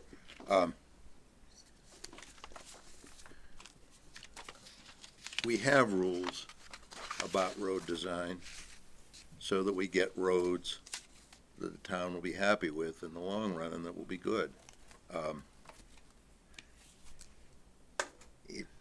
If we don't think we need that strict of standard, we should change the rules. But my main thing is the waiver 5, and that to some degree will drive the whole. Remind me, all of Joe, this. with these radius on the roads and the K value as it is, did we get sign off from the fire department for taking their trucks, especially like ladder 1 up there Yes. with these plans? Okay. One of the challenges is that, you know, like our subdivision rules and regs are written for acceptance of town roads. And including the width of roads. Bob and Dave primarily, because you've been with me in this board for longest, know that I've reiterated that depending on the town you come from, like when I was in Wayland, they would not approve a road, even if it was to become public, if it was wider than an old Connecticut path, which was 18 feet wide. Stoughton, vastly different community, everything was like 28 feet wide. I mean, literally, it was so that each could have from curb to curb, I swear, like half-court basketball games up and down the street. There's trade-offs between, and that's why we also go to slanted granite, because when we had vertical, cars don't want to scratch up their rims, so they stay away, and all of a sudden what may be a 26 is really acting like a 20-foot road wide road, because people, when they're parked, are so far away from the curb. We go to slanted so that if people will edge closer, and if they go up on the edge, big deal. So there's some of those design things that Grafton itself and adopting its subdivision rules and regs and what the board has sort of recommended for reasonable waivers, you know, you find that middle ground. One of the challenges is that as it relates to a private development, where is sort of a little bit more flexibility to obtain some of these things? And again, I'm putting aside the maximum length of dead end street because, you know, it's not something that the town is going to be maintaining. This is a closed, no outlet development. Many of these things, like the radius, how the curve of the road, there are many towns that are looking at shrinking things down as traffic calming to reduce speeds. You open these things up, and it's easier for someone to be going 35 miles per hour through a subdivision. So some of these are they are waivers. At the same time, some of them they could probably address them. They'd have to redo drainage because they'd have to lower everything. They'd have to probably change a lot of the grading. But question ends up being, what's the trade-off with some of those? Yeah. Again, excluding dead-end street. Yeah, but those particular points suggest to me that yet another thing to think about is the extent to which the rules for subdivision roads for things like radii and this, that, and the other thing are appropriate when applied to a multifamily development. To a large extent, a multifamily development is not like a subdivision. It's not a public way.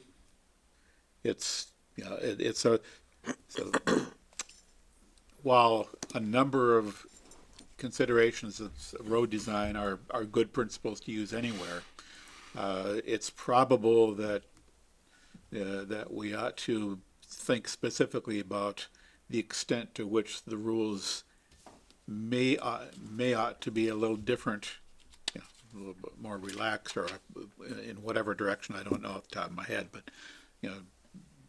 that the design standards for public roads don't necessarily apply in all aspects to roads within a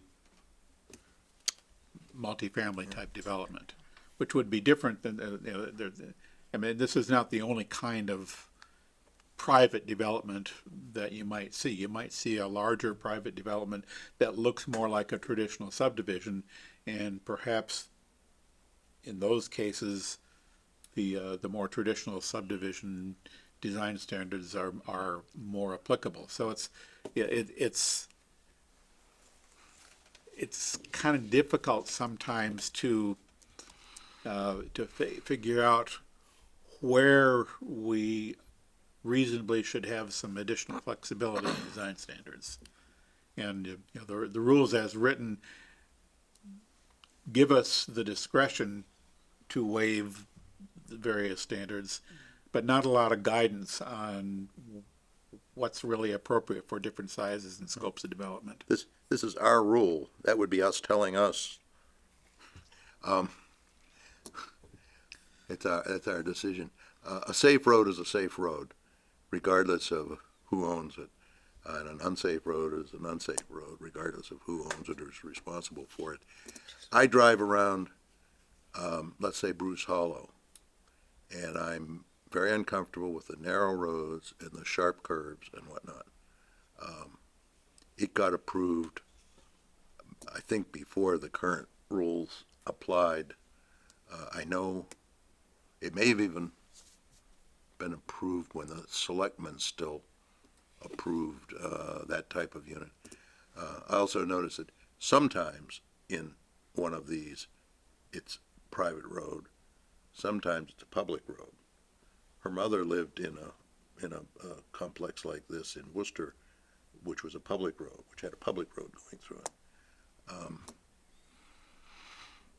And there's always the possibility that at some point, things will change to the point where the people in the unit, the property owners in the end up wanting it changed to a public way.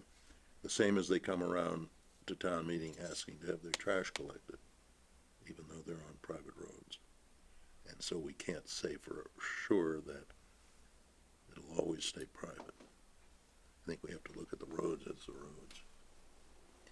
I agree with Bob.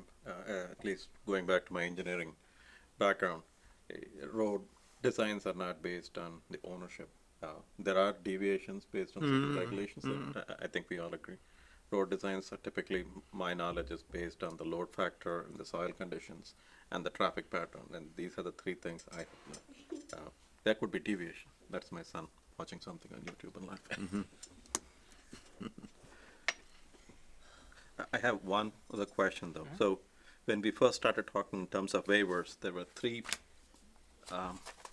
requirements and needs. We talked about the benefit, the topographical conditions, and a blanket piece. We talked about that.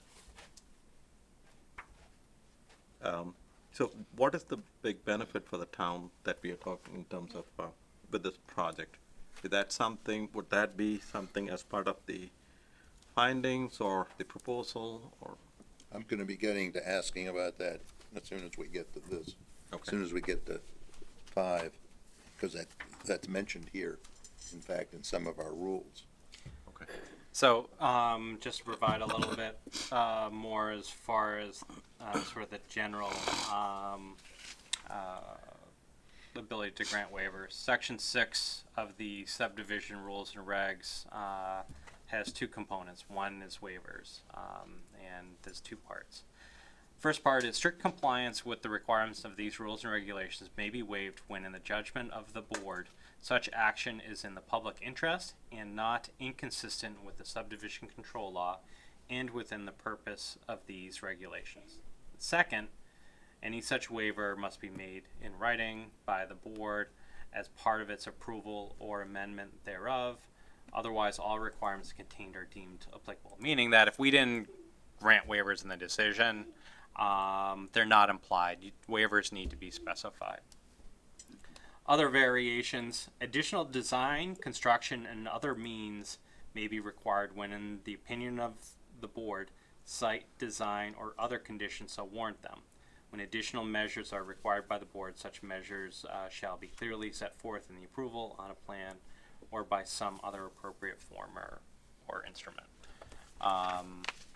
So between that section as well as within the design section of subdivision rules and regs that are, as it relates to specifically to dead-end streets, those are the two provisions that then govern this section as far as waivers.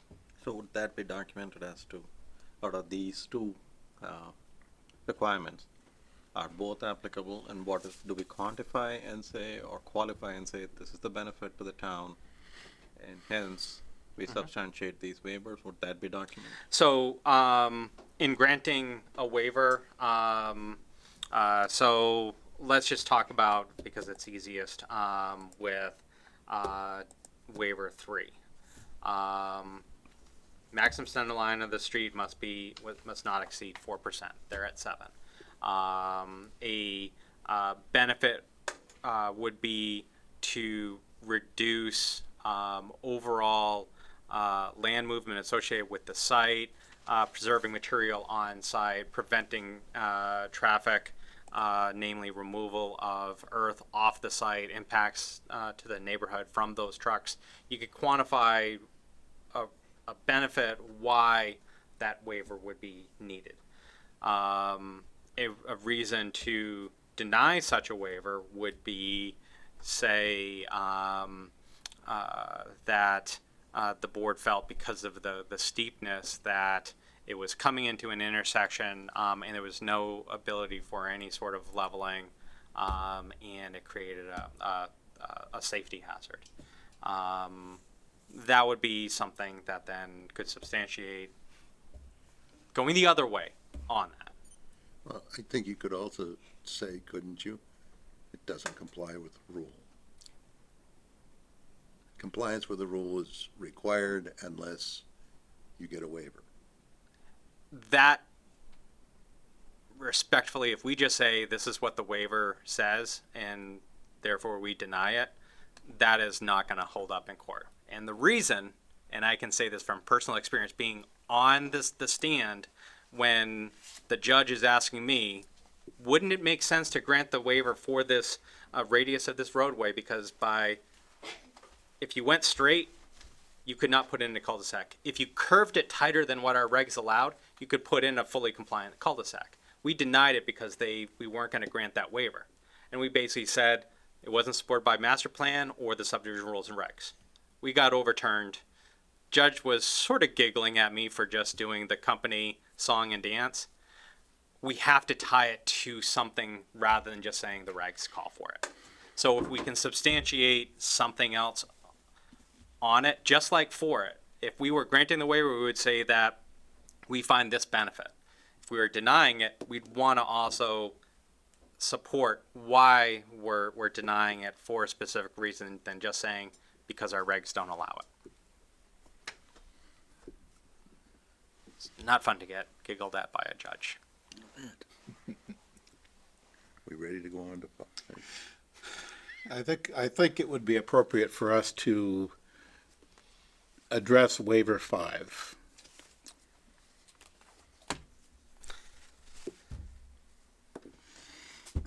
So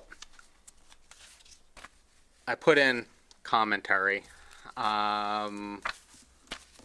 just as far as what I saw, and some of it we've already talked about as far as the loop and measuring the midpoint. I included that definition of street again, just so that we at least had it for the conversation rather than flipping back and forth.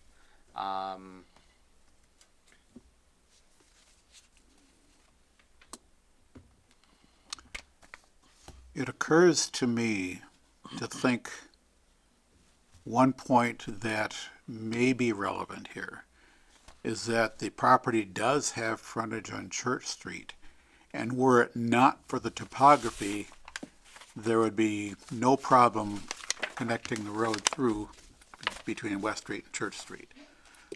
So it is the topography that effectively prevents the through connection that we would prefer. It's a burden on the property.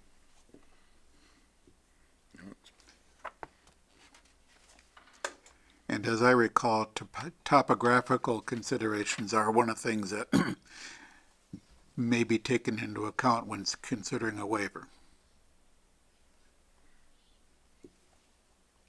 Correct, under section 4.1.6.4. Well, if nobody else is jumping in, anyone else jumping in? All right, You already have your toe in the deep end, just, all right, definition, a street, extension of a street or system of streets connected to another street at one point only. Any proposed street which intersects with a dead-end street shall be deemed to be an extension of the dead-end street. I think we talked about this a little while ago, at the beginning. Yes. It's clear to me that the whole road network, starting at Church Street, fits this dead-end definition. Now, what do we do about it? How many of us have read 4.1.6 in the subdivision rules and regs? I've read it. I have. And I happen to have it here, which gives us the 6 factors about dead-end streets. Point 1, dead-end streets shall be discouraged by the board, except where such streets create frontage for lots in excess of minimum area requirements of the zoning bylaw and which are served by minor streets or common driveways. I don't think we have a minor street here, do we? I think we have a major street, that's why the 4%. But more to the point, we established earlier that they've gotten as many lots as the zoning will permit, so it is not created frontage for lots in excess of the minimum area requirements. So just. So point 1, I think we don't satisfy. So just on one, so we can just dispense of major versus minor. This is definitely minor. Okay. We're not dealing with greater than 1,500 cars a day Okay. out of this. Okay, but that's not the main thing. The point is, the only time this wants us to not discourage dead-end streets is when it's creating larger than minimum lots, and we demonstrated that it isn't. Number 2, which I think we've talked about, is how to measure it. In this case, we don't have a turnaround. We're asked for a T rather than a cul-de-sac, but I don't think that makes a difference one way or the other. We're measuring from the T on Road B.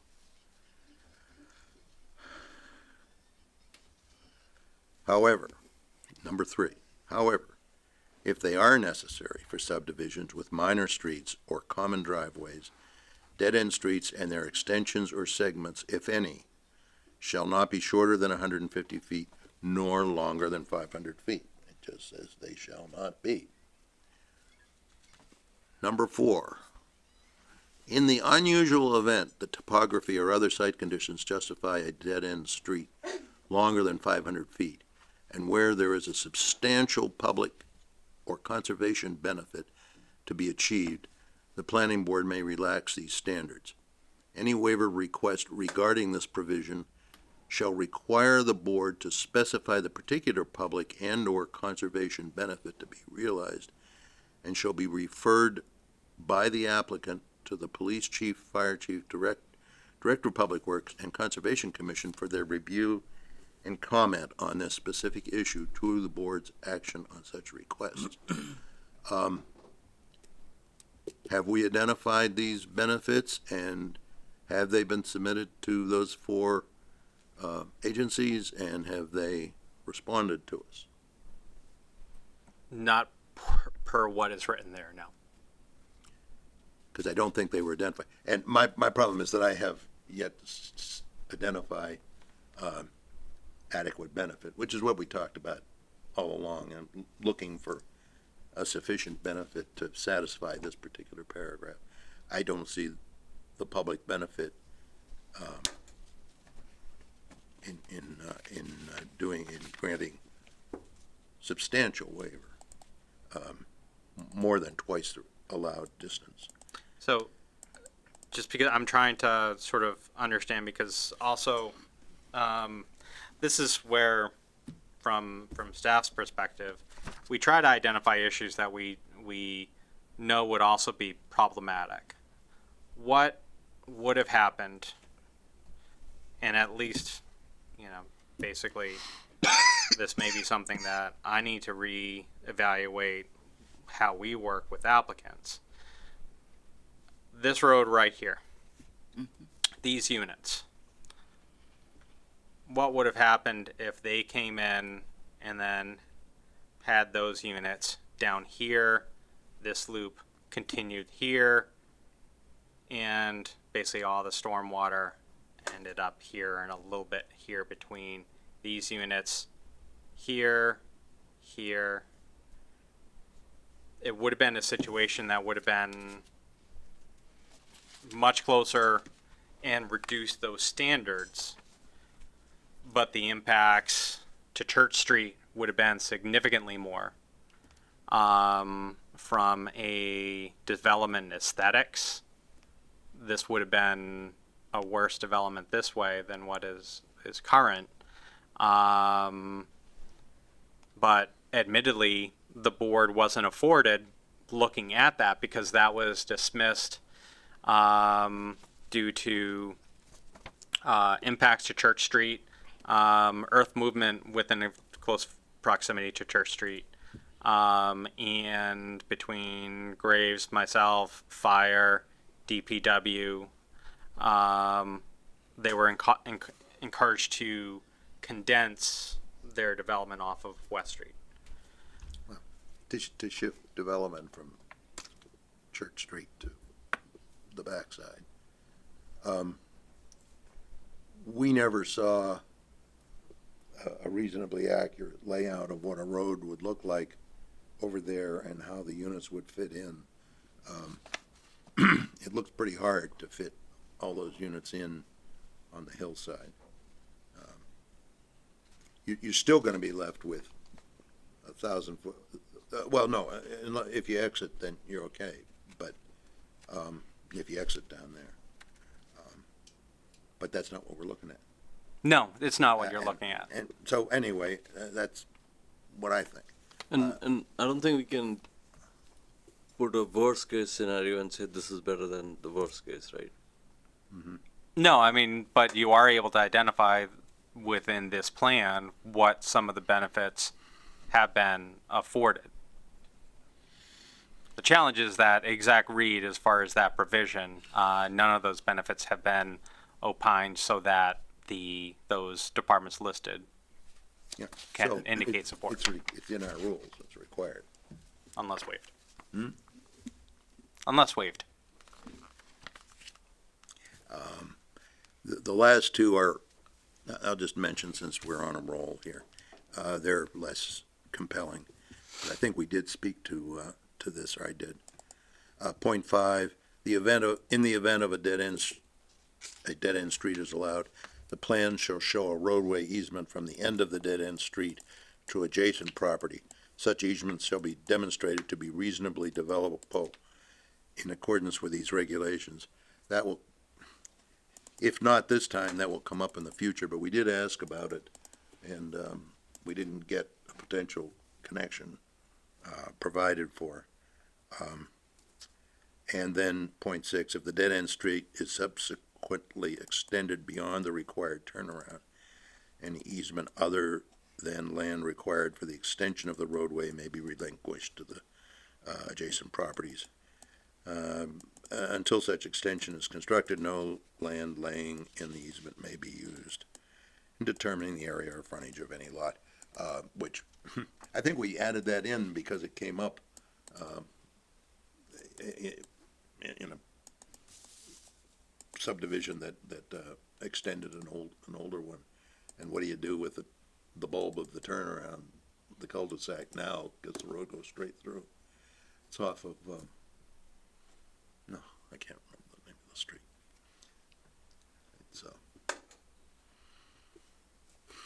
It's, You're not talking about Appaloosa, are you? no, this is up, heading towards, no, the street we take, when we go to, Wegmans. Oh,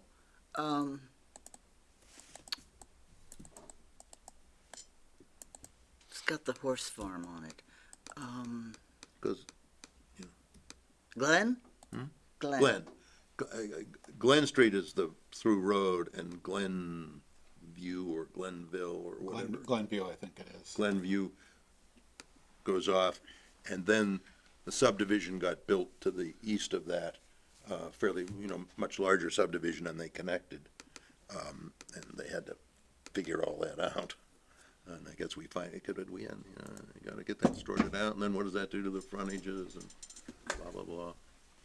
Complicated. Okay, so anyway, that's what I'm looking at as far as the rules go.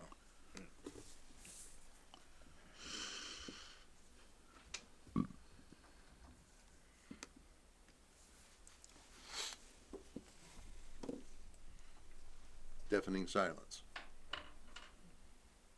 Yeah, I still kind of lean toward that. This, if it did go through, we'd have probably a much bigger issue if we were deliberating on a plan that the road went out to Church Street. We'd be having much bigger issues with the potential landslide conversations that we had, other types of, removing land and trying to make that with the grading as well for the slope of the road, among other issues like that, that makes this, at least for me, less of an issue as far as the overall length when we consider having that loop in there. I know. Yeah, I would, that's why I pointed out before, the topography of the land makes it utterly impractical to have a through road here. So it's a limitation of the topography. Gotta get my words straight here. That this is about the best you can do given the topography that exists. And if the road did not loop around, I would have more serious concerns about emergency access. The loop around, the loop connection mitigates, in my mind, some of the downside of a dead end street, dead end road network. I mean, I can picture. And I don't know offhand if there's an actual example of this anywhere in Grafton, but I can picture a rather large network of roads that ends up with just one access out to the rest of the world. And the larger that gets, the harder time I would have accepting it. This is sort of kind of on the margins of what I'm comfortable with in terms of this, and if the topography allowed a through road, that would be much preferable, but it doesn't. And it's basically this. I'm not sure that you could scale this back in a way that gets you close to a 500-foot dead end. I think it's basically limiting it to 500 feet pretty much gets you maybe one building with 4 units, six units or something. And I'm not sure that there's, from my skim on GIS, I'm not sure that there's much in terms of adjacent properties that could facilitate a through road along this way, even if acquired, without having topography issues on. Having said all that, of course, you still, you still look at the rules. Yes. And the subdivision rules and regulations very, very strongly discourage dead ends, period. Which basically means if you have a property that has effectively only one access, you're just SOL. You might as well not bother coming in because you're not going to get it. So just coming back to that point, 4.1.6.4, So when we are granting a waiver, then we have to support it with documents, right? This particular one. Right. I mean, We have to it says- support whether we approve or deny. We have to support it. Yes, Right, we right. have to support our decision on the waiver. But the application to the police, to the fire chief, has to be given if we are waiving it.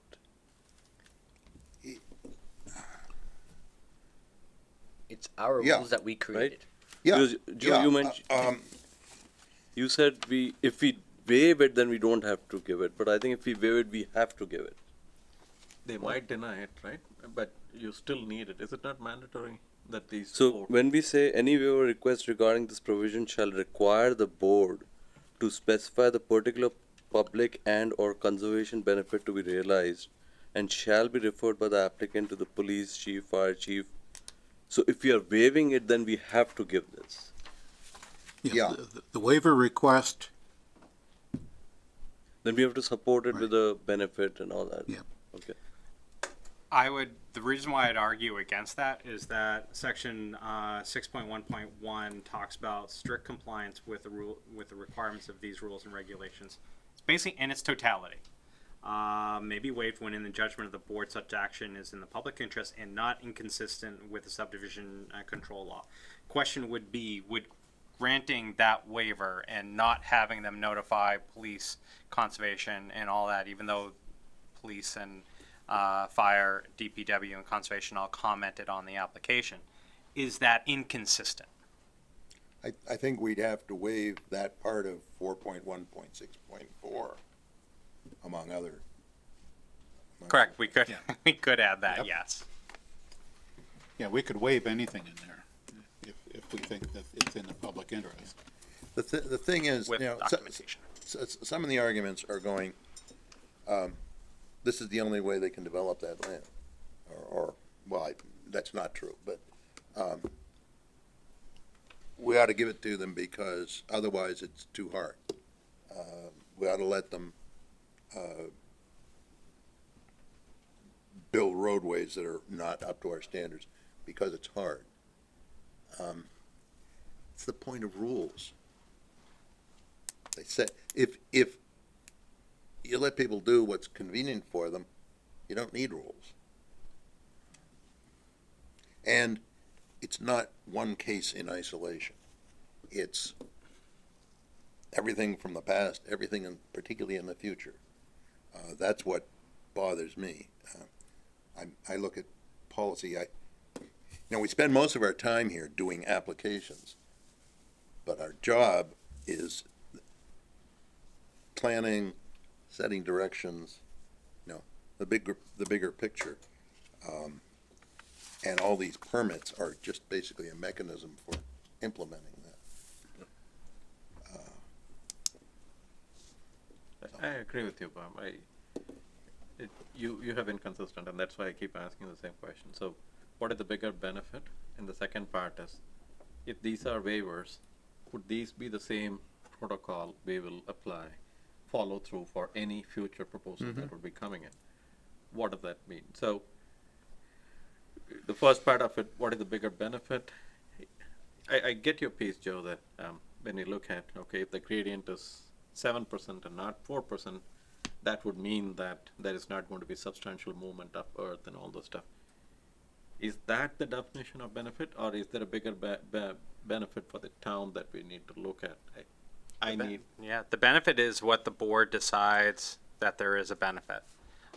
You have improvements to pedestrian safety at an intersection that has a substandard crosswalk with no advanced warning near a church.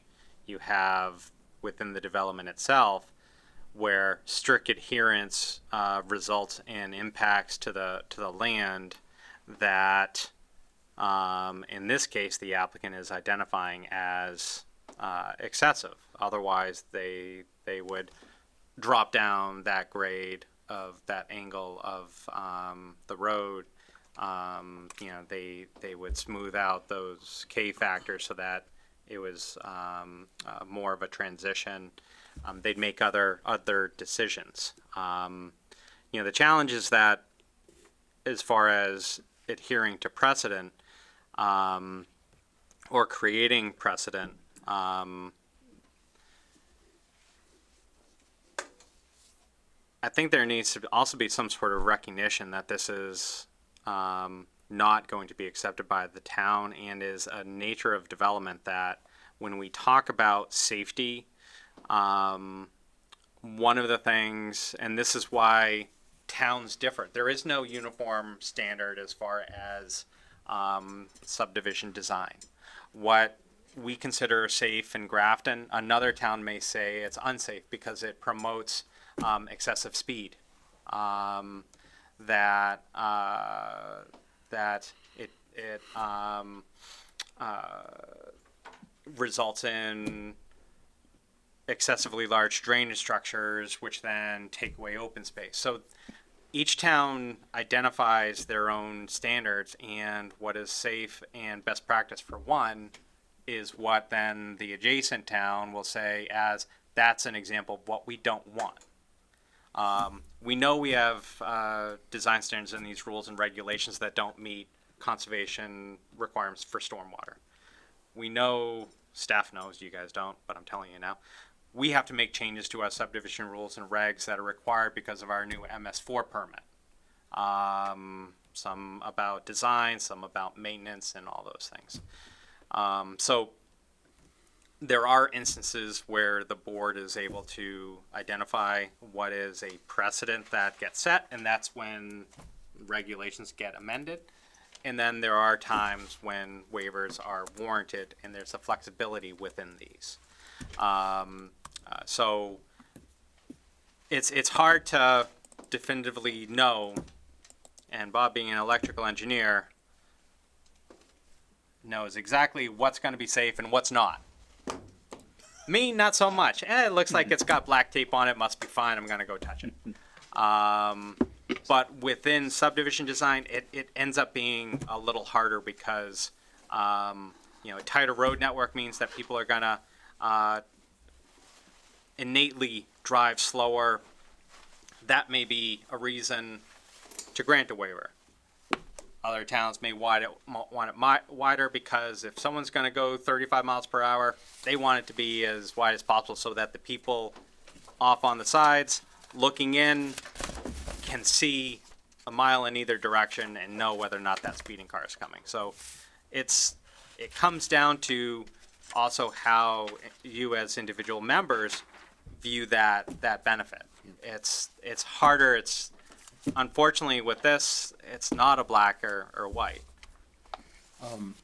You're talking about other examples. I think that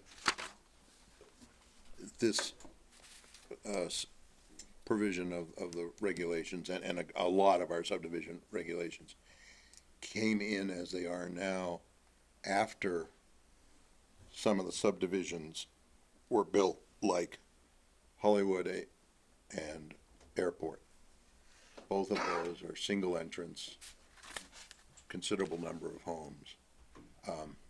And I think to some degree, those happening informed the making of this decision, of this provision. It's also, my impression is we're not the only town in the world that has a provision like this. I know we don't. I know we aren't, because there was a case on this point about the measuring of and how to look at the loop in another town. So they had essentially the same rule. So I know this. Right, but they may have the same rule, but did they have the same distance? It was And actually fairly similar. And- But the point was, how does the system work? Yeah, and that's where I can understand the means of measuring in that instance. But And the hard thing ends up being identifying, well, this town measures it that way, and I can point to another town yeah, but that measures that it differently. That's what I'm just saying is, since there was a case on that point in another town, we're not the only town that has a dead end rule of this sort, and I'm sure No, I'm many do. I'm sure many have that, but the question is it tied to 500 feet? Is it? That's where Yeah, it's well, different. I think, well, I don't, it's only been like 20 years since I saw that, so I, you know, we'd have to get council.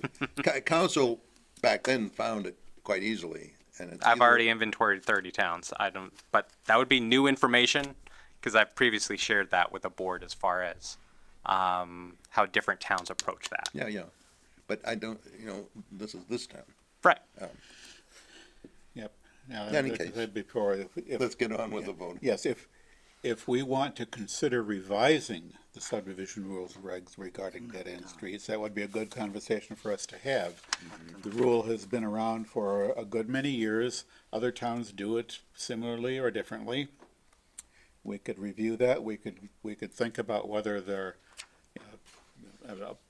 we could think about a lot of details about how we might want to rethink this rule in some way, shape, or form. That doesn't help us tonight, however.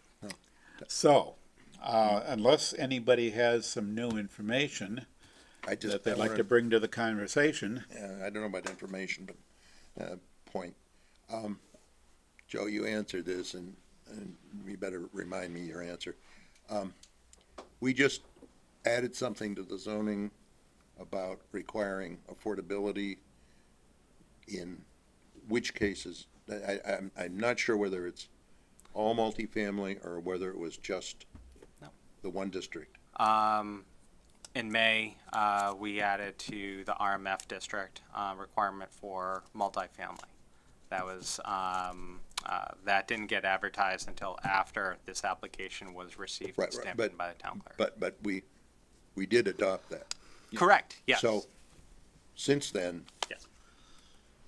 this project would require 10%, I think. If this was submitted when we were after we had advertised No. for that zoning change. After town meeting, after the Attorney General okayed our bylaws. If this came in. Oh, if this came in, it would have been 20% for ownership, 25% for rental. If this did did anything better than 10%, so that it wouldn't set us further behind on our affordability, that would be a major benefit, and or that would be a big enough benefit for me to think seriously about, because that's a very important and difficult goal. I think I mentioned that before, and they said they couldn't do it, but that would have been an important point for me. That's the level of what I think is significant. Okay. Anyway, moving right along. so perhaps someone would care to make a motion regarding waiver 5? Would that be, do you think that would We're be? not voting on these things. I mean, I would personally recommend holding off until we get all the findings Okay. together, because it is possible that individually, while this is a special permit, waivers don't need to have a special, a supermajority in and amongst themselves for support. Yeah. But In the end, final decision needs to have 4 out of 5. yeah, So- I've asked this for 20 some odd years, 28 years. If the waiver was granted over your negative vote, or anybody's, then are you obligated to ignore your problem with it and not consider that in your decision on the supermajority? No, I don't view that. No. Okay. And by looking at past decisions, past boards have not voted in that way. Yes, I can't off the top of my head recall the specific case, but I'm pretty sure I'm remembering at least one special permit where at least one member of the board voted against a specific waiver, but in the end, the vote for the special permit was unanimous. And that yes, that happens, but, and that's fine. But this might be an interesting interesting This, case. this is a kind of an interesting case Yep. because if the waiver is not granted, there's really no point in approving the special permit because without the waiver, They can't nothing do can this be to the plan. built. Yeah, without the waiver, they can't do it Without to the the waiver, plan. it's a complete redesign. Yes. At best, that's required. So, and that would be something that the board would take into consideration, thinking about the final vote. Let's say hypothetically at this point that all waivers except this one are granted, this one is denied, then when the board has to vote on the permit as a whole, that final supermajority vote, Yep. would have to You could only understand the have consequences one no way or the other. vote. Yeah, and I take your point, which I hadn't even thought about, was that if there was a waiver I was against, but then the rest of the board said yes, then do I have to just ignore my objection to the waiver when I vote? You know, and I got that Well, answer. in this, I think he I, says I you got don't. that answer. right, I mean, in this particular case, though, if the waiver is not granted, Yeah, if the waiver's not granted, then then the design is, Well, that's usually, usually you need a waiver. If you need a waiver, the plan's gonna have to change if you don't get the waiver, you know, Yeah. and you're gonna deny, the one that you're looking at, and wait. and at that point, a different plan could be submitted as a new application. Since we are going to shortly be leaving, losing someone, question ends up being, because, you know, I want to do the geotechnical, add those in, add those other comments. We've had a lot of discussion. I think we've narrowed down, say, on the waivers, you know, at least what that issue is. So I'd like to be able to finalize that. One of the questions is, as far as, is there, even if it's a consensus, not a formal vote, whether or not people are thinking about removing the emergency access or having their alternative as in paved, just because I'd like to start thinking about how we're dealing with that. If there is some sort of consensus, I can also do option one, option two, so that the board can discuss and then go with one if one's paved and one if it's the grass pavers. Yeah. I can just give options. You say I go with number one. Yeah. Now remind me why it was desirable to have the blocked, end of the road. Reductions in impervious surface, additional sort of perceived open space because grass would be allowed to go through it. It would allow for a surface by which people could walk in to that side of the development, but primarily for just reducing footprint of impervious surfaces. I'm not sure that it's a huge difference one way or the other as far as the impervious goes. If you, back to the,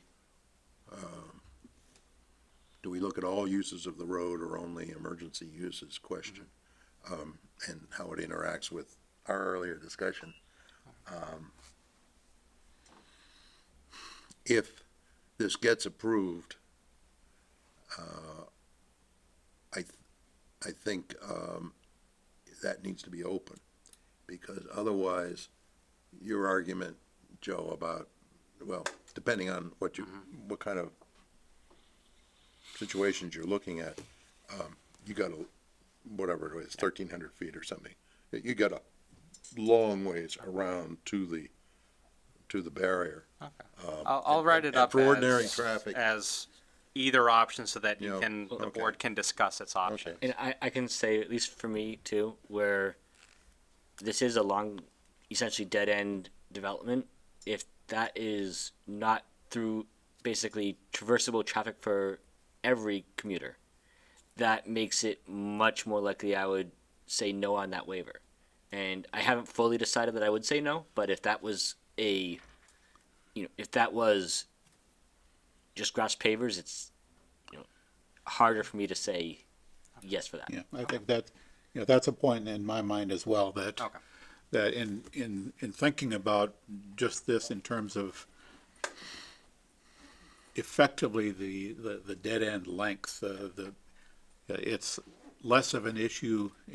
It's more, I'm more comfortable with the paved, with that being available to civilian traffic, shall we Yes. say. Then that makes, that's a small point that leans more in the direction of allowing this. It may not, not enough in itself, but it does tip the balance slightly to, make the road network a little bit more open and accessible. I think that's the direction I was looking for. And then last thing, I did put in a request to the applicant as far as I requested whether or not there would be consideration of granting us a extension for filing the decision. Give us a little bit more weight off of our shoulders to finish it within this month. And That's the and part. Whether or not there was any decision on that, You said extended to what the. November 1st. That's the Friday. I appreciate all the effort you guys put in. The least I can do is do my share and give you more time.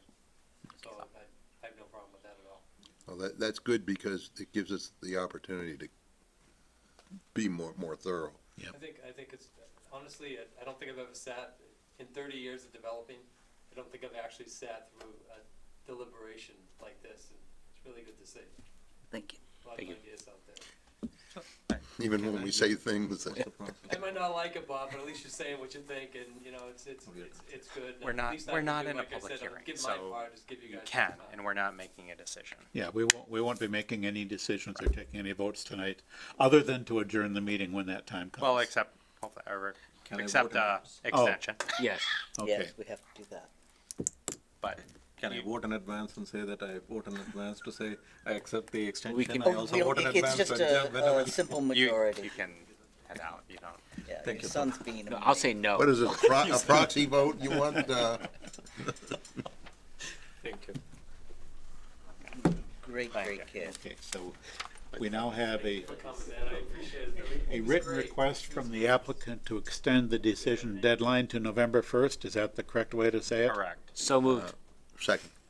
Moved and seconded. Any discussion? Hearing none. All in favor? Aye. Opposed? Carried unanimously. Thank you very much. I heard you vote aye on that, right? Okay, so that, No bills. no, we have no bills. I'd say deal No with minutes. minutes next Monday. Yeah, we can do the minutes next week. No problem with that. I am curious about where the property is on North Street. You don't have to tell me here, but, It's in the, on the website. It's, oh, is it? Okay. Yeah. I'll Monday. look. Yeah, you can look that up. if you're heading toward, yeah. Okay. Yeah, is there anything else that we want to deal with tonight on this draft Bicknell decision and going towards process? the town center. You got, You're you heading got what you Toward the town center. It's expect to just get from before us tonight, Joe? The Yes. 90 bridge. You get your work So cut out head for I you? down. did get what I expected. What, There's it's on the, There's a strip big enough for a road, and then it's behind So, the houses that exist. The project page is on the planning department's Okay. project page, so you can see that. But no documents. stuff sneaks in on those pages that, We are still loading. It should be actually live. I'm sure Natalia probably would have put it live today. Where's the- Catching up, and I'm where's the sick. access? But we'll make sure that There's that's live access tomorrow because near- there is. off North Street there, right next to Is that on Monday? and there's No, Thank you. no, this is the end of the month. I think that's Weston. But I can't remember offhand. So, yeah, It was already north side of the development pike, there. really? North Street. So it's just Bicknell is on the lower side. Come off of Bicknell on north, go over the pike, and it's immediately on the right. And then they would have another means of access through Magnolia. Magnolia. Magnolia. That's through Western, right? Off Yes. Western. The folks that live around the Magnolia area are gonna have something, an opinion about this. Yeah, well, as a matter of fact, I'm gonna have an opinion because one of the requirements in the approval of that subdivision was never, as far as I know, satisfied. No lot shall be further divided to create additional building lots? No, Is that what? no. You come out on Wesson, Wesson. you turn right, you go up to Willard. There's a hump that makes it very hard to see at that intersection. And I insisted on getting an agreement to bring that down to improve the site, and I don't believe it was done. And I brought it up to more than one planner in the past and got nowhere. So, So- if this adds another substantial amount, it's gonna be an issue. They want to do a flexible, of course, that's the preferred.